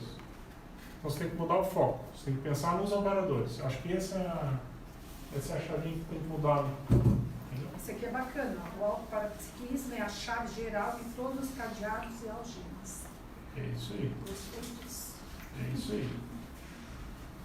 Vou começar a abrir. O que mais, gente? Está todo mundo vivo aí por enquanto? Posso pegar aqui mais umas pensadas então, já que está todo mundo. Vou pegar aqui mais meia dúzia. Para percepciologia. É melhor se acostumar. Isso aqui eu comentei. As maiores experiências extrafísicas suas não poderá compartilhar publicamente. A1, pois não acreditaria em você. A2, porque são íntimas suas. A3, para a preservação das pessoas não preparadas ou despreparadas. É isso aí. Para a percepciologia, uma das condições mais críticas ao parapsiquista desenvolvido é a modificação das suas percepções iniciais sobre determinada realidade. Às vezes, as variáveis modificam e, com isso, o resultado final. O que é assediado se torna assistido e vice-versa. O parapsiquista deve se adequar, se possível de maneira instantânea, às novas condições existentes. Entendeu? Então isso aqui é muito sério. Você tem que ter jogo de cintura a todo momento para ficar reavaliando tudo, a todo instante, as condições todas, sempre que necessário.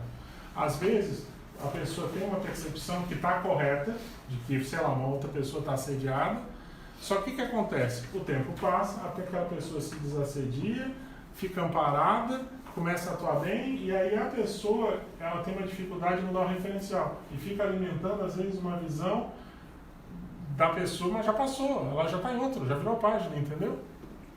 E aí, na verdade, quem se torna assediador é a pessoa que fica pensionando sobre aquela de maneira errada, entendeu? Isso é uma coisa bem típica. Então, é isso aí. Parapsiquismo. O parapsiquismo hemiplégico é um problemão. A pessoa pode ouvir o galo cantar, até perceber algo, mas decodificar de modo inadequado, concluindo de maneira errada a partir das parapercepções auferidas. Com isso, é muito comum agarrar o rumo errado, em plena apagogia proexológica, considerando estar a acertar em cheio, mas no fundo errando em muito. Por isso, em se tratando de parapercepções, cabe sempre se auto-questionar muito, manter o senso crítico aguçado, a autoponderação e se questionar a todo instante a validade de todas as informações. Isso aqui é bem sério também. Mas é comum, né? A pessoa ouve o galo cantar, ela acha que está entendendo tudo, não está entendendo nada. Estímulo. É bom atentar. A multiplicidade de estímulos da vida moderna, em especial os eletroeletrônicos, são capazes de dificultar sobejamente as parapercepções da consciência, ao irem contra a sua calmia intraconsciencial. Isso aqui é um problema hoje em dia, né? Porque o que acontece? Para o psiquismo, você precisa ter a calmia intraconsciencial para poder perceber de maneira mais isenta, ou mais clean, ou mais limpa, o input que vem de fora, a informação que vem de fora. A pessoa que não tem a calmia intraconsciencial fica toda hora pegando o celular para ficar vendo se tem o WhatsApp, se recebeu o e-mail, e vendo se isso, vendo se aquilo, olhando a televisão e ligando o rádio. Ela não vai conseguir ter a calma que ela precisa para deixar as informações chegarem. Entendeu? É que nem a pesquisa retrocognitiva de campo. Você vai fazer uma pesquisa num ambiente, em outro país, que você sabe, por exemplo, você tem isso, você tem relação com aquele país, com aquela condição. Você tem que chegar naquele ambiente e se deixar perceber um pouco as energias, entrar dentro do holopensene, ver o tipo de sensação que você tem, decodificar se você está sentindo bem ou mal, se tem alguma informação, como é que você acha que é a sua forma holopensênica, observar se tem alguma coisa no ambiente, que tem alguma informação para você, né? Se você pega e você vai para um ambiente desse, com pessoas que não têm esse foco, ou vai ficar muito mais difícil, entendeu? É isso aí. Se há excesso de estímulo, também é difícil. No exterior é bem comum isso, né? Eu falo isso porque eu fiquei 2 meses fora, e é muito comum você pegar e ter excesso de informação, e aí você tem que filtrar. E quando a gente fala de vida muito antiga, muito para trás, você tem que tentar dar um jeito de filtrar para rebobinar a fita e tentar pensar um pouco como é que era aquela realidade há 500 anos atrás. Entendeu? Porque hoje já está tudo poluído. Hoje tem televisão ligada, tira aquele tubo, extrai e aí tenta ir lá para trás. Aí você vai começar a acessar mais o holopensene. Entendeu? Eu fiz agora uma viagem que a gente fazia isso. A gente rastreava, a gente, por exemplo, selecionava, filtrava, só via coisa de meio milênio atrás. O que era mais recente não perdia tempo, entendeu? A gente já sabia, DNA, CPF, tudo facilita. Agora, sobre retrocognição, dá para fazer 20 características só sobre isso. Parapsiquismo. É uma lástima tanta gente que tem parapercepções, mas releva as informações acessadas. Ou seja, há tanto trabalho da Equipex para acessar e repassar, e daí a pessoa senta em cima e não faz nada. Isso aí, eu já comentei, nada de novo, né? Mas é super relevante. Eu fico impressionado, já comentei isso aqui da outra vez que eu tive aqui. Eu tenho um arquivo só de projetos mentais somáticos retirado de ideias de conscienciólogo em reuniões administrativas. Esse arquivo já está hoje com quase 5.000 ideias. A última vez era 4.000. Já está perto de 5.000. É impressionante. E você vê assim, um monte de ideia bacana que fica perdida no tempo e no espaço. A pessoa teve a inspiração, teve a ideia, acessou, ela era a pessoa para fazer e fica parado no meio do caminho. Agenda. O contrafluxo na materialização das ideias avançadas nessa dimensão se demonstra das maneiras mais inusitadas. A consciência mais lúcida sempre guarda espaço em sua agenda para eventuais ocorrências inesperadas, evitando trabalhar com horários apertados que dificultam a manutenção da imperturbabilidade íntima e a percepção adequada da sinalética energética para a psíquica pessoal. O que é esse item? A pessoa, ela tem que ter, né, um espaço na agenda. Concordam comigo? A gente vive nos tempos modernos uma pressão muito grande de produtividade, de dar retorno logo, no WhatsApp, nisso, naquilo, e a pessoa ela tem que ter um espaço na agenda dela com uma certa folga, porque a gente nunca sabe quando vai vir a extra pauta, aquele momento em que você tem que dar uma parada, trabalhar com energia, atender um caso mais crítico, a pessoa que está chorando, que teve não sei o quê, entendeu? Então você tem que ter folga na agenda. Como é que você vai atender? Como é que você vai atender um paciente mais grave ali, olhando no relógio, ó, eu tenho que sair em 1 minuto e a pessoa toda desestruturada na tua frente? Normalmente a gente está com a agenda lotada e a pressão, eu acho isso um super desafio, mas é uma necessidade que eu, pelo menos, também venho sentindo, né, de ter esses espaços até para a equipe extrafísica poder, né, passar os insights e tal, mas para mim ainda continua sendo um desafio de ter essa agenda autodesassediadora. Aline, eu acho que isso é um desafio para todos nós. Agora eu te falo, por exemplo, cada um aplica as técnicas que dá, né? O que eu tento fazer dentro da minha rotina? Primeira coisa, eu tento chegar com antecedência nos lugares. Isso me ajuda a acalmar as energias, a perceber o ambiente extrafísico, aquela regra básica, mas muito professor de Conscienciologia esquece disso. Você vê, hoje eu me atrasei para chegar aqui, mas eu me programei para chegar com 1 hora de antecedência. Se eu tivesse me programado para chegar com meia hora antes, que para muita gente até é um tempo comum, eu teria chegado em cima do lance aí, entendeu? Então você já dá um desconto. Eu sou das antigas também, eu chego com 1 hora antes de aula. Aeroporto, 2 horas antes e assim vai, né? Agora, eu acho que a questão da extra pauta é uma coisa bem interessante. Porque com o tempo, os amparadores eles sabem que pode contar contigo. E tem uma outra coisa que eu acho que ajuda muito, que é você fazer a compartimentação dos seus horários. O professor Valdo, uma vez ele conversou comigo e eu achei bem bacana, uma conversa pessoal, onde ele estava explicando o que era, na opinião dele, a questão da higiene mental, a higiene parapsíquica. E ele dizia que, mas isso é uma conversa particular, ele falava o seguinte, que na opinião dele, o maior sinônimo de higiene de uma consciência era você ter horário para tudo. Você não misturar as bolas. Então, por exemplo, ele estava no holociclo para atender gente, ele estava lá naquele horário atendendo as pessoas. Na hora que ele saía do holociclo, ia para a casa dele escrever a pensata, ele não ficava mais evocando, trabalhando com aquele atendimento que ele tinha feito lá na holoteca. Já tinha virado a página, agora ele ia escrever.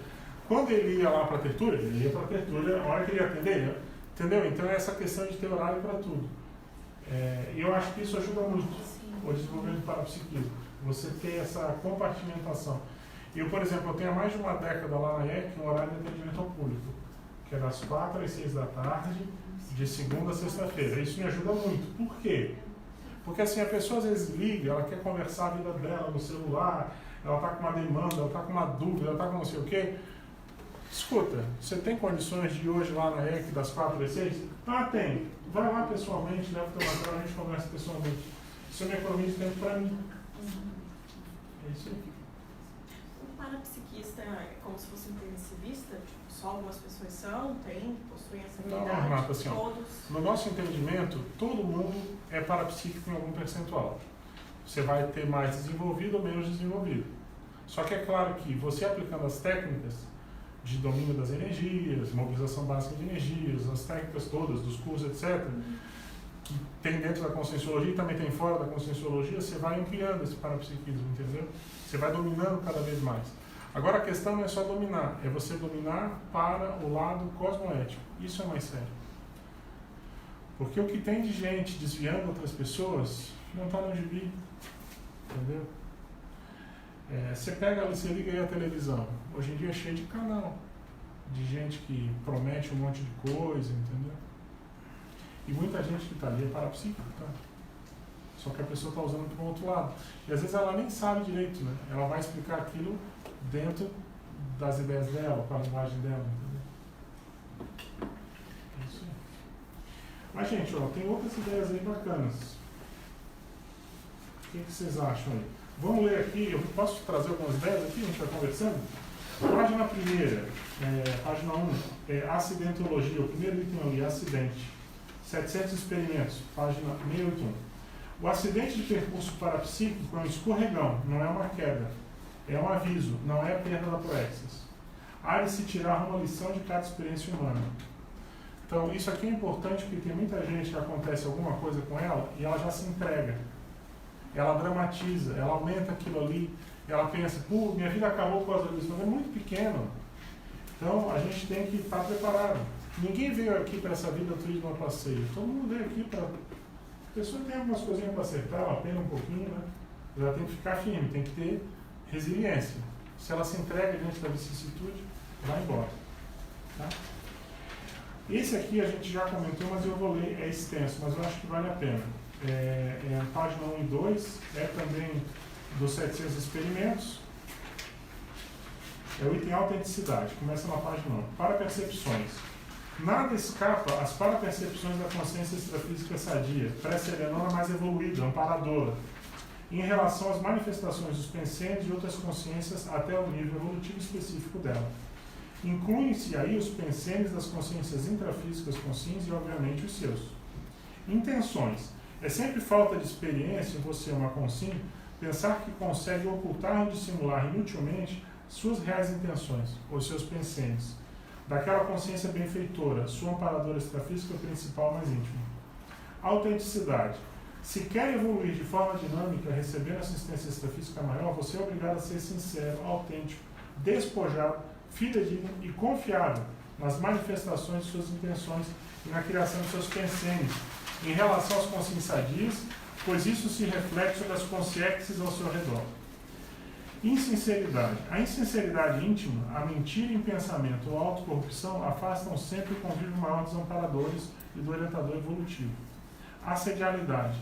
A insinceridade é sempre egoística e, através das energias conscienciais, desencadeia e mantém com eficiência máxima os assédios interconscienciais de todos os tipos e naturezas nessa dimensão intrafísica e nas outras dimensões conscienciais. Teste. Você é coerente, lógico e sincero multidimensionalmente? Isso aqui, gente, minha sugestão, se a pessoa tiver um tempo, leva, reflete, lê, pega os 700 hoje à noite, dá uma lida aí, página 215. Tem muita gente que acha que está enganando todo mundo. Mas lá no íntimo dela, o buraco é muito mais embaixo. E se ela não fizer esse movimento para mudar? Outra coisa que eu quero falar para vocês é, na página 2, o item capricho. Anotações pessoais com base na fala do professor Valdo, da mini tertúlia conscienciológica, de 12 de agosto de 2014. Segundo o padrão médio do nosso grupo evolutivo, o que atravanca mais o desenvolvimento do parapsiquismo são as tolices instintivas e comocionais do psicossoma. Isso é uma questão das emoções. A pessoa permanece presa a caprichos aos quais ela dá muito valor. Dentre essas tolices, o medo predomina. Em geral, o medo de ser descoberto em alguma das suas autocorrupções contumazes. Há assuntos tabu que são os temas intocáveis. No homem tem muita coisa de sexo, e na mulher é mais de intervivência entre elas. E falta de cosmoética entra nesse processo. Então isso aqui é uma coisa que a gente tem que destrinchar bem. Acho que vale a pena conversar um pouco. Então aqui, ó, o primeiro ponto é a questão do capricho. Em essência, o que é o capricho? É a pessoa pegar aquilo que não é prioridade evolutiva na vida dela e colocar à frente de tudo como se aquilo fosse importante, mas de fato não é. Então ela dá uma desviada, ela faz uma apagogia. Esse é um problema. Agora, qual é o segundo ponto ali, muito sério desse raciocínio? É a questão dos assuntos tabu.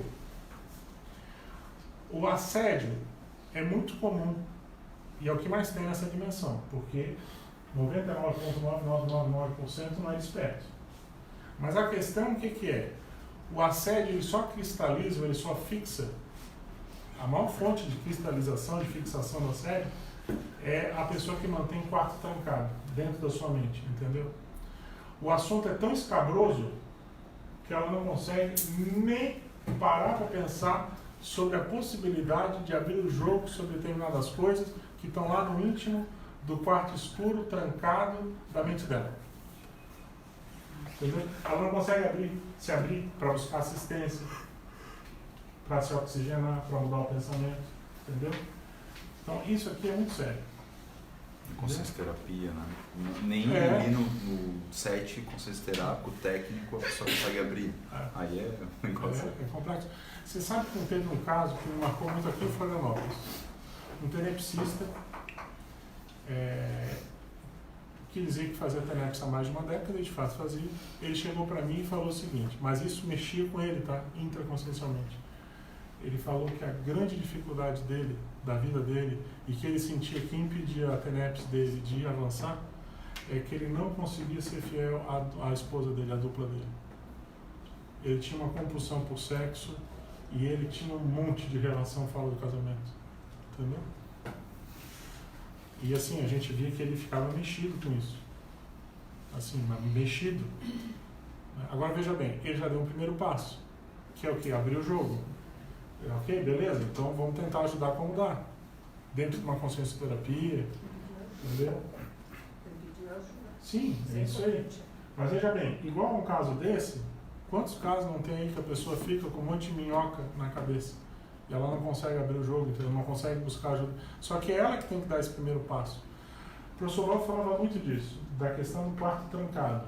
A gente tem que prestar muita atenção nos quartos trancados que a gente mantém ainda dentro da gente, que a gente fecha, esconde a chave da gente mesmo, que não permite ninguém entrar, nem a gente mesmo.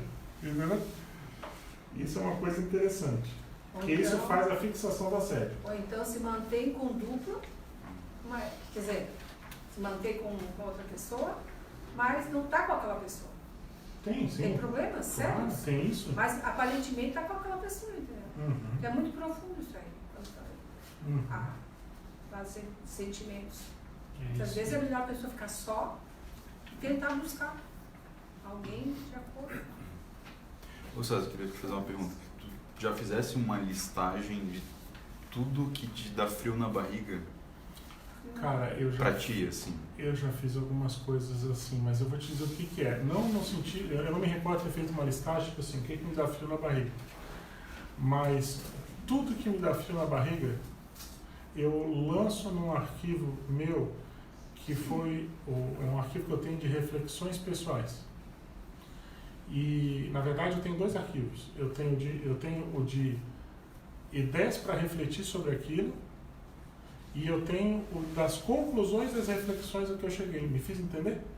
É como se fosse assim, as ideias que eu tenho que refletir, que é o verbete Agenda da Autoconscientização, que é um verbete que é uma proposta do professor Valdo para você utilizar o seu tempo útil para refletir sobre você está lá numa fila de banco, você vai refletir sobre ideias. Então, ao invés de você ficar perdendo seu tempo, ficar olhando lá o WhatsApp, ou o Facebook, ou seja o que for, você vai ler e vai refletir ideias sobre determinadas ideias. E outra coisa são as conclusões que tu chega com as reflexões. Então, assim, tudo aquilo que me dá frio na barriga, e eu tenho coisas que me dão frio na barriga, não tenha dúvida, eu escrevo para me ajudar a metabolizar aquilo ali. E a partir daquilo ali, eu paro depois para refletir sobre aquilo e lanço num outro arquivo as minhas conclusões. Eu te falo, é um processo meio autoconsciência terápico e que ajuda muito, porque é uma maneira de você enfrentar os seus medos, né? Você começa a enfrentar e você começa a metabolizar, começa a fazer uma gradação. Porque a questão mais séria é a seguinte: por que te dá frio na barriga? É porque você deixou a emoção entrar. Na hora que você entra com a racionalidade e o mental soma, você abaixa o nível de emoção e aquilo que era um bicho papão deixa de ser. Ou começa a ficar mais palatável, você começa a entender. Agora, tem outra coisa que eu acho interessante sobre esse negócio aqui da frio na barriga. Tudo aquilo que te dá, hoje em dia, eu noto, né? Uma conclusão que eu cheguei depois de muito refletir. Hoje, para mim, quando algo me dá frio na barriga, tem a série por trás. Inflando aquilo ali para ficar pior do que de fato é. Entendeu? Então, o que eu procuro fazer? Eu procuro ter uma disciplina mental muito rígida para quando eu vejo que tem alguma coisa me afetando intraconsciencialmente, eu paro aquilo, eu bloqueio e eu não vou mudar de foco. Eu tenho algumas atividades mentais somáticas que me animam muito de fazer. Sabe é como se fosse algo gostoso de comer que você fica guardando aquilo por uma hora mais especial, entendeu?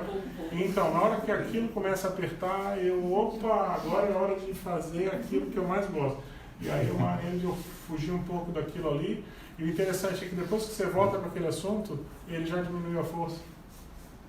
Porque já entrou as energias, entrou os amparadores, você já metabolizou.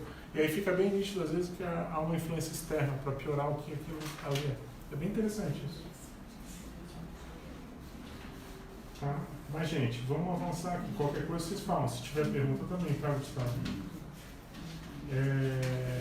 Gente, muita coisa eu já falei. Eu estou aqui só vendo que a gente está caminhando para... Faltam 10 minutos para encerrar aqui.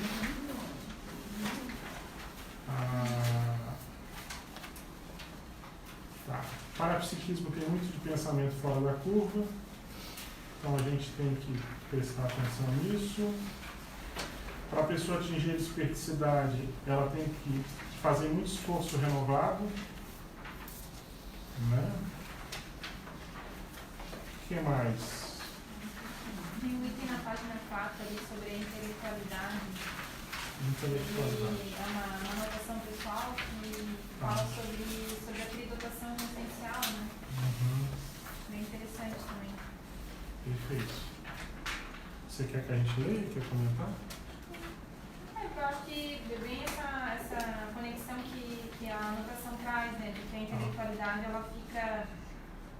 ela vem atrás, está atrás do parapsiquismo e a comunicabilidade mais para o fim.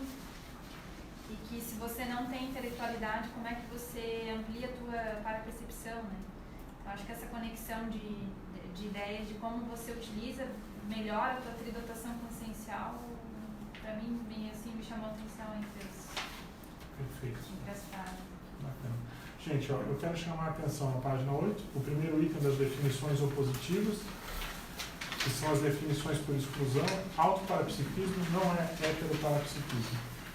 Parece bobinho, mas o fato é o seguinte: nada substitui você desenvolver as suas parapercepções.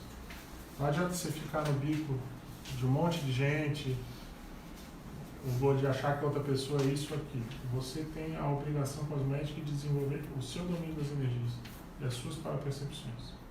Tá? E o item aqui que fecha, que eu quero comentar, é o primeiro item das singularidades, na página 9. No parapsiquismo, não raro, o mais difícil de perceber ser o mais óbvio. Essa é uma outra coisa dura de engolir, né? Mas às vezes o mais óbvio está embaixo do teu nariz e você não vê. Duro, beleza? Ô César, você fala aqui de anotações pessoais do autodidatismo no parapsiquismo. E tudo que você falou hoje, o que você ainda estaria acima disso, que é tipo anotações, cronicidade, leitura? O que você diria que você está assim, no autodidatismo acima disso hoje? Tá? Tipo, eu estou refinando nesse ponto aonde? Eu te confesso que eu não entendi a tua pergunta. Eu tenho meu arquivo de experiências parapsíquicas ou de sinalética. O que você quer saber mesmo? O que você está refinando hoje de todas essas anotações que você já fez, tudo que você já anotou, da forma como você anota, faz levantamento, que você fez ao longo desses 30, 40 anos? Sim. O que hoje você está refinando ainda disso? Tipo, eu já levei direito sinalética, O que você tem o requinte hoje? Assim, hoje o que eu faço eu vou te falar o majoritário. Eu tudo aquilo que me chama a atenção, eu anoto. Para me chamar a atenção, tem que ter parafenômeno envolvido. Então eu anoto parafenômeno. E aí eu tento entender aquele parafenômeno. O que está por trás daquilo ali? Qual é a lógica extrafísica? Por que os amparadores permitiram aquilo ali? Ou por que aquilo aconteceu? Qual é a informação que está embutida naquele parafenômeno? E eu falo para você, eu penso muito. Geralmente eu levo para a TENEPS. Por quê? Porque na hora que você começa a trabalhar com energia, começa a exteriorizar, tudo começa a abrir mais a multidimensionalidade. E é muito mais fácil você perceber a lógica daquilo ali. Eu vou te dar um exemplo. Ontem, à noite, eu fui botar na TENEPS um caso específico de uma pessoa que tinha acontecido um mini acidente, de percurso com aquela pessoa. Eu fui tentar entender o que tinha acontecido. Aí eu comecei a estabilizar a energia. O que aconteceu dentro da TENEPS? Aconteceu um efeito físico. Aconteceu uma batida no ambiente, que poucas vezes eu vi, onde o ambiente onde eu estava tremeu intrafisicamente. Mas imagina uma batida forte, entendeu? Qual foi a minha leitura daquilo ali? A minha leitura é que aquela consciência, ela está assediada, porque ela faz risco-mania. Ela pode ter uma macro-PK. Agora, qual o detalhe? Ela trabalha comigo, ou trabalha indiretamente comigo. Se eu permitir isso continuar, eu posso estar deixando uma porta de assédio em cima de mim. E não é justo com aquela pessoa. Entendeu? Agora, outra coisa. Por que ela está predisposta? Porque ela tem contrapensenidade em relação a mim. Ela trabalha comigo, mas ela tem contrapensenidade. Através dessa fixação do autoassédio, é que o heterassédio vem e potencializa. E pode levar ela para o buraco. E se eu não tomar cuidado, pode me levar junto. Entendeu?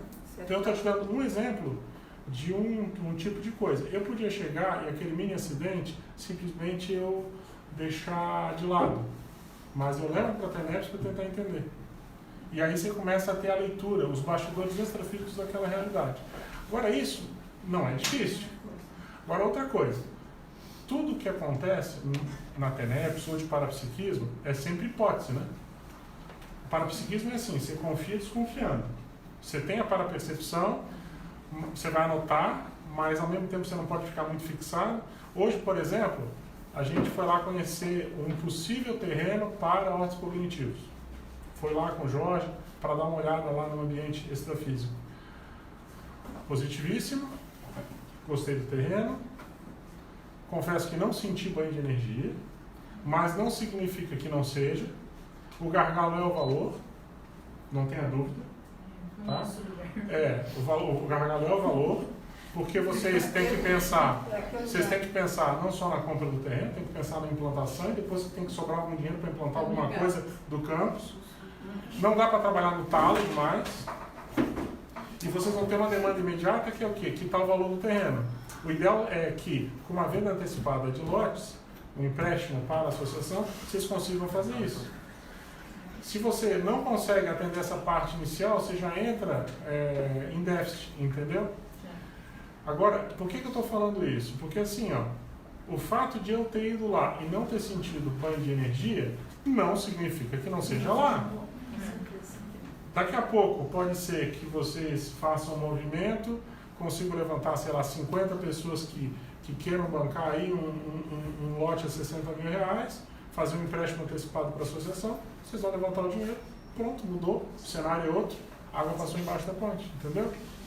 Sim. Mas esse é o parapsiquismo, você vai, confia desconfiando, você vai observando, o FOL fala muito isso, os fatos orientam a pesquisa, aí você vai navegando. Agora o saldo é positivo, por quê? Porque vocês estão com o assunto no HoloPNC de vocês, na psicosfera, vocês estão pensando, vocês estão se organizando, né? Porque qual é mais ou menos a linha básica? Primeiro passo é saber quantas pessoas apoiariam um projeto e qual o valor que estaria mais ou menos disponível. E se esse valor seria imediato ou parcelado, porque vocês vão saber de fato com quanto dinheiro vocês podem contar para fazer uma proposta efetiva para adquirir o terreno. Porque não adianta ficar sonhando com um terreno de 3 se tu só tem 1,5 milhão, vamos supor. Então, ok, uma pena. Respira fundo, aguenta os pontos. Mas, de qualquer forma, vocês estão formando ideia, vocês estão conhecendo terrenos, vocês já estão destrinchando. Daqui a pouco vocês vão saber, porra, esse serve, esse não serve, esse está numa região boa, esse não está numa região boa. E, às vezes, eu falei isso pro Jorge, às vezes não é o time, né? Não é a hora, né? Às vezes vocês ainda estão levedando a massa. A vontade que a gente tem é sair comprando e resolver, eita, imagina, né? Primeira gestão já vai lá, já resolve, mas às vezes...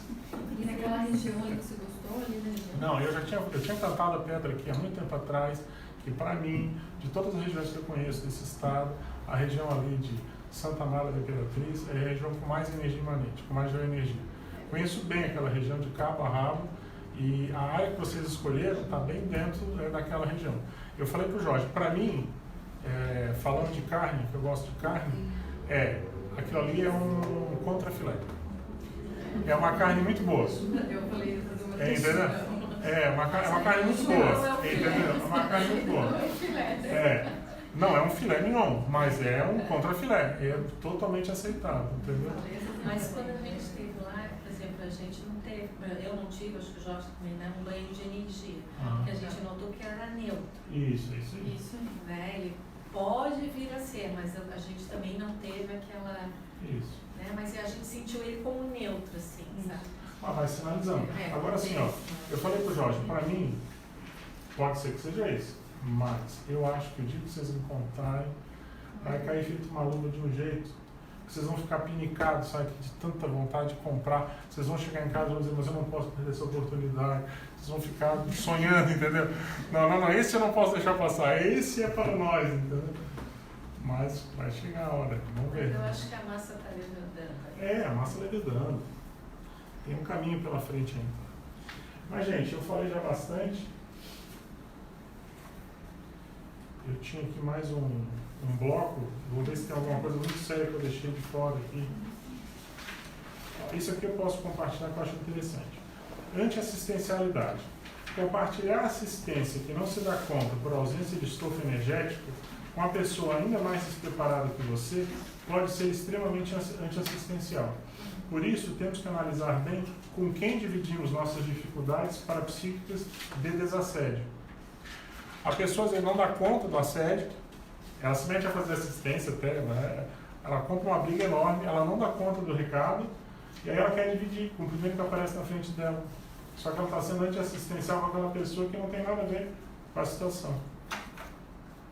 Né? Agora, na adaptação daquele ditado popular, né? Quanto vale uma pessoa preparada? Por todas as despreparadas. Então, quanto vale uma pessoa com parapsiquismo rígido? Por todas as outras sem parapercepção desenvolvida. É isso aí. Cara, isso aqui é mais uma pensata no sentido de que a parapercepção faz muito sentido para quem percebe, quem está na periferia não vai entender. Outra coisa que pode vir das coisas mais inusitadas, né, as parapercepções. E esse aqui eu já comentei, que há muito parapsiquismo descabelhado nessa dimensão. Senhor Gustavo, estamos encerrando. Mais alguém aí? Fechamos? Todo mundo bem? Falamos demais? Então, eu queria dar alguns recados e se alguém quiser se disponibilizar a ler as suas anotações para ser a voz da razão hoje, por favor, se candidate. Vai ajudar muita gente. Tá? Então, eu peço e ajuda. Mas, gente, então, vou repetir os recados do início aqui do nosso Calepino. O primeiro deles, nós vamos estar em São Paulo agora, nesse sábado, a partir das 17h30, no IPC São Paulo, para lançar esse livro aqui, Calepino Conscienciológico, e também o livro de introdução à Conscienciologia, tá bom? Pode aparecer lá, a atividade é gratuita, a gente vai contar um pouco da história aqui de produção desse livro e também do outro. No domingo agora, que é o próximo Calepino, dia 28, nós vamos ter o professor Antônio Fontenelle. Ele vai apresentar um livro que ele recém lançou sobre as decisões evolutivas. É um tema bem relevante E ele pesquisou bem o tema. Tá? No final de semana, sem ser esse o próximo, eu estarei dando o Calepino lá com o tema que foi votado pelo pessoal lá, que é conteúdo da crítica. Tá? Aqui, na Ortocognitivos, nós vamos ter no dia 15 de novembro uma palestra gratuita, às 4 horas da tarde, no Hotel Slavieira da Trindade, uma promoção em parceria com a Apex, que é a Associação de Programação Existencial, com o professor Laênio Loche, professor extremamente gabaritado, competente, antigo na Conscienciologia. Ele vai falar sobre as pessoas que têm a sensação de algo a realizar, as pessoas que querem encontrar o melhor no seu lugar no mundo. Ele vai falar sobre isso, propósito de vida. É bem interessante. E a segunda atividade aqui é o curso Cosmovisão Maxi-Proexológica, que é o propósito de vida da pessoa, como ela identifica a programação existencial dela, como ela tem sucesso, alcança os resultados e o seu papel dentro da Maxi-Proex grupal. Tá bom? Vai ser no dia 16 e 17 de novembro. E vamos ter aqui também, agora da Ortocognitivos em parceria com a IC da TENEPS, o curso de campo bioenergético TENEPS, com os professores EPICONs Marina Tomás e Luiz Gonçalves, no sábado e domingo aqui, o dia inteiro. Ok? Dia 30 de novembro e 1º de dezembro. Bem interessante, professores também super competentes e gabaritados. Ok? Então esses são os recados. O que mais que tem de recados? Um outro recado, claro, por favor. Sim. Esse fim de semana, que é 28 e 29 de setembro, a gente tem aqui na Ortocognitivos o curso Teoria e Prática da Reorbex, que é comigo e com o professor Jorge, onde então a gente estuda as bases, né, para o estudo da consciência, com base na conscienciologia, no paradigma consciencial, a teoria da Reorbex, e também a gente faz aí uma divulgação, uma apresentação do projeto da Cognópolis Santa Catarina e o papel dela dentro das reurbanizações planetárias. Então ficam todos convidados e tem mais informação no nosso site. Quando é que é mesmo? Dia 28 e 29 de setembro, esse fim de semana esse agora, fim de semana. sábado e domingo. E é gratuito? Não, esse tem um custo de R$ 200. R$200. Tá. Sobre esse tema Reurbex, eu acabei de lembrar que essa semana agora, na quinta-feira, a gente vai dar uma palestra, sem ser amanhã, na quinta-feira da semana que vem, acho que é dia 3 de outubro, às 15 horas, para o grupo Reurbex. É uma aula online, 2 horas de duração. Eles têm um grupo. Colégio Invisível da Paranormanologia. É a Viviane, ela da Suécia, não é? Que faz parte? Não sei se vai ter essa palestra, a gente vai dar. Já não é a primeira palestra que a gente dá, fica o convite aí, mas eu acho que tem que entrar, se cadastrar antes. O tema é para a segurança, é um tema bem interessante, bem relevante. Gente, alguém queria compartilhar suas anotações? Alguém quer ser a voz da razão hoje? Então, falha nossa, a gente devia ter lembrado no início, mas agradeço a atenção. Foi votado? Foi.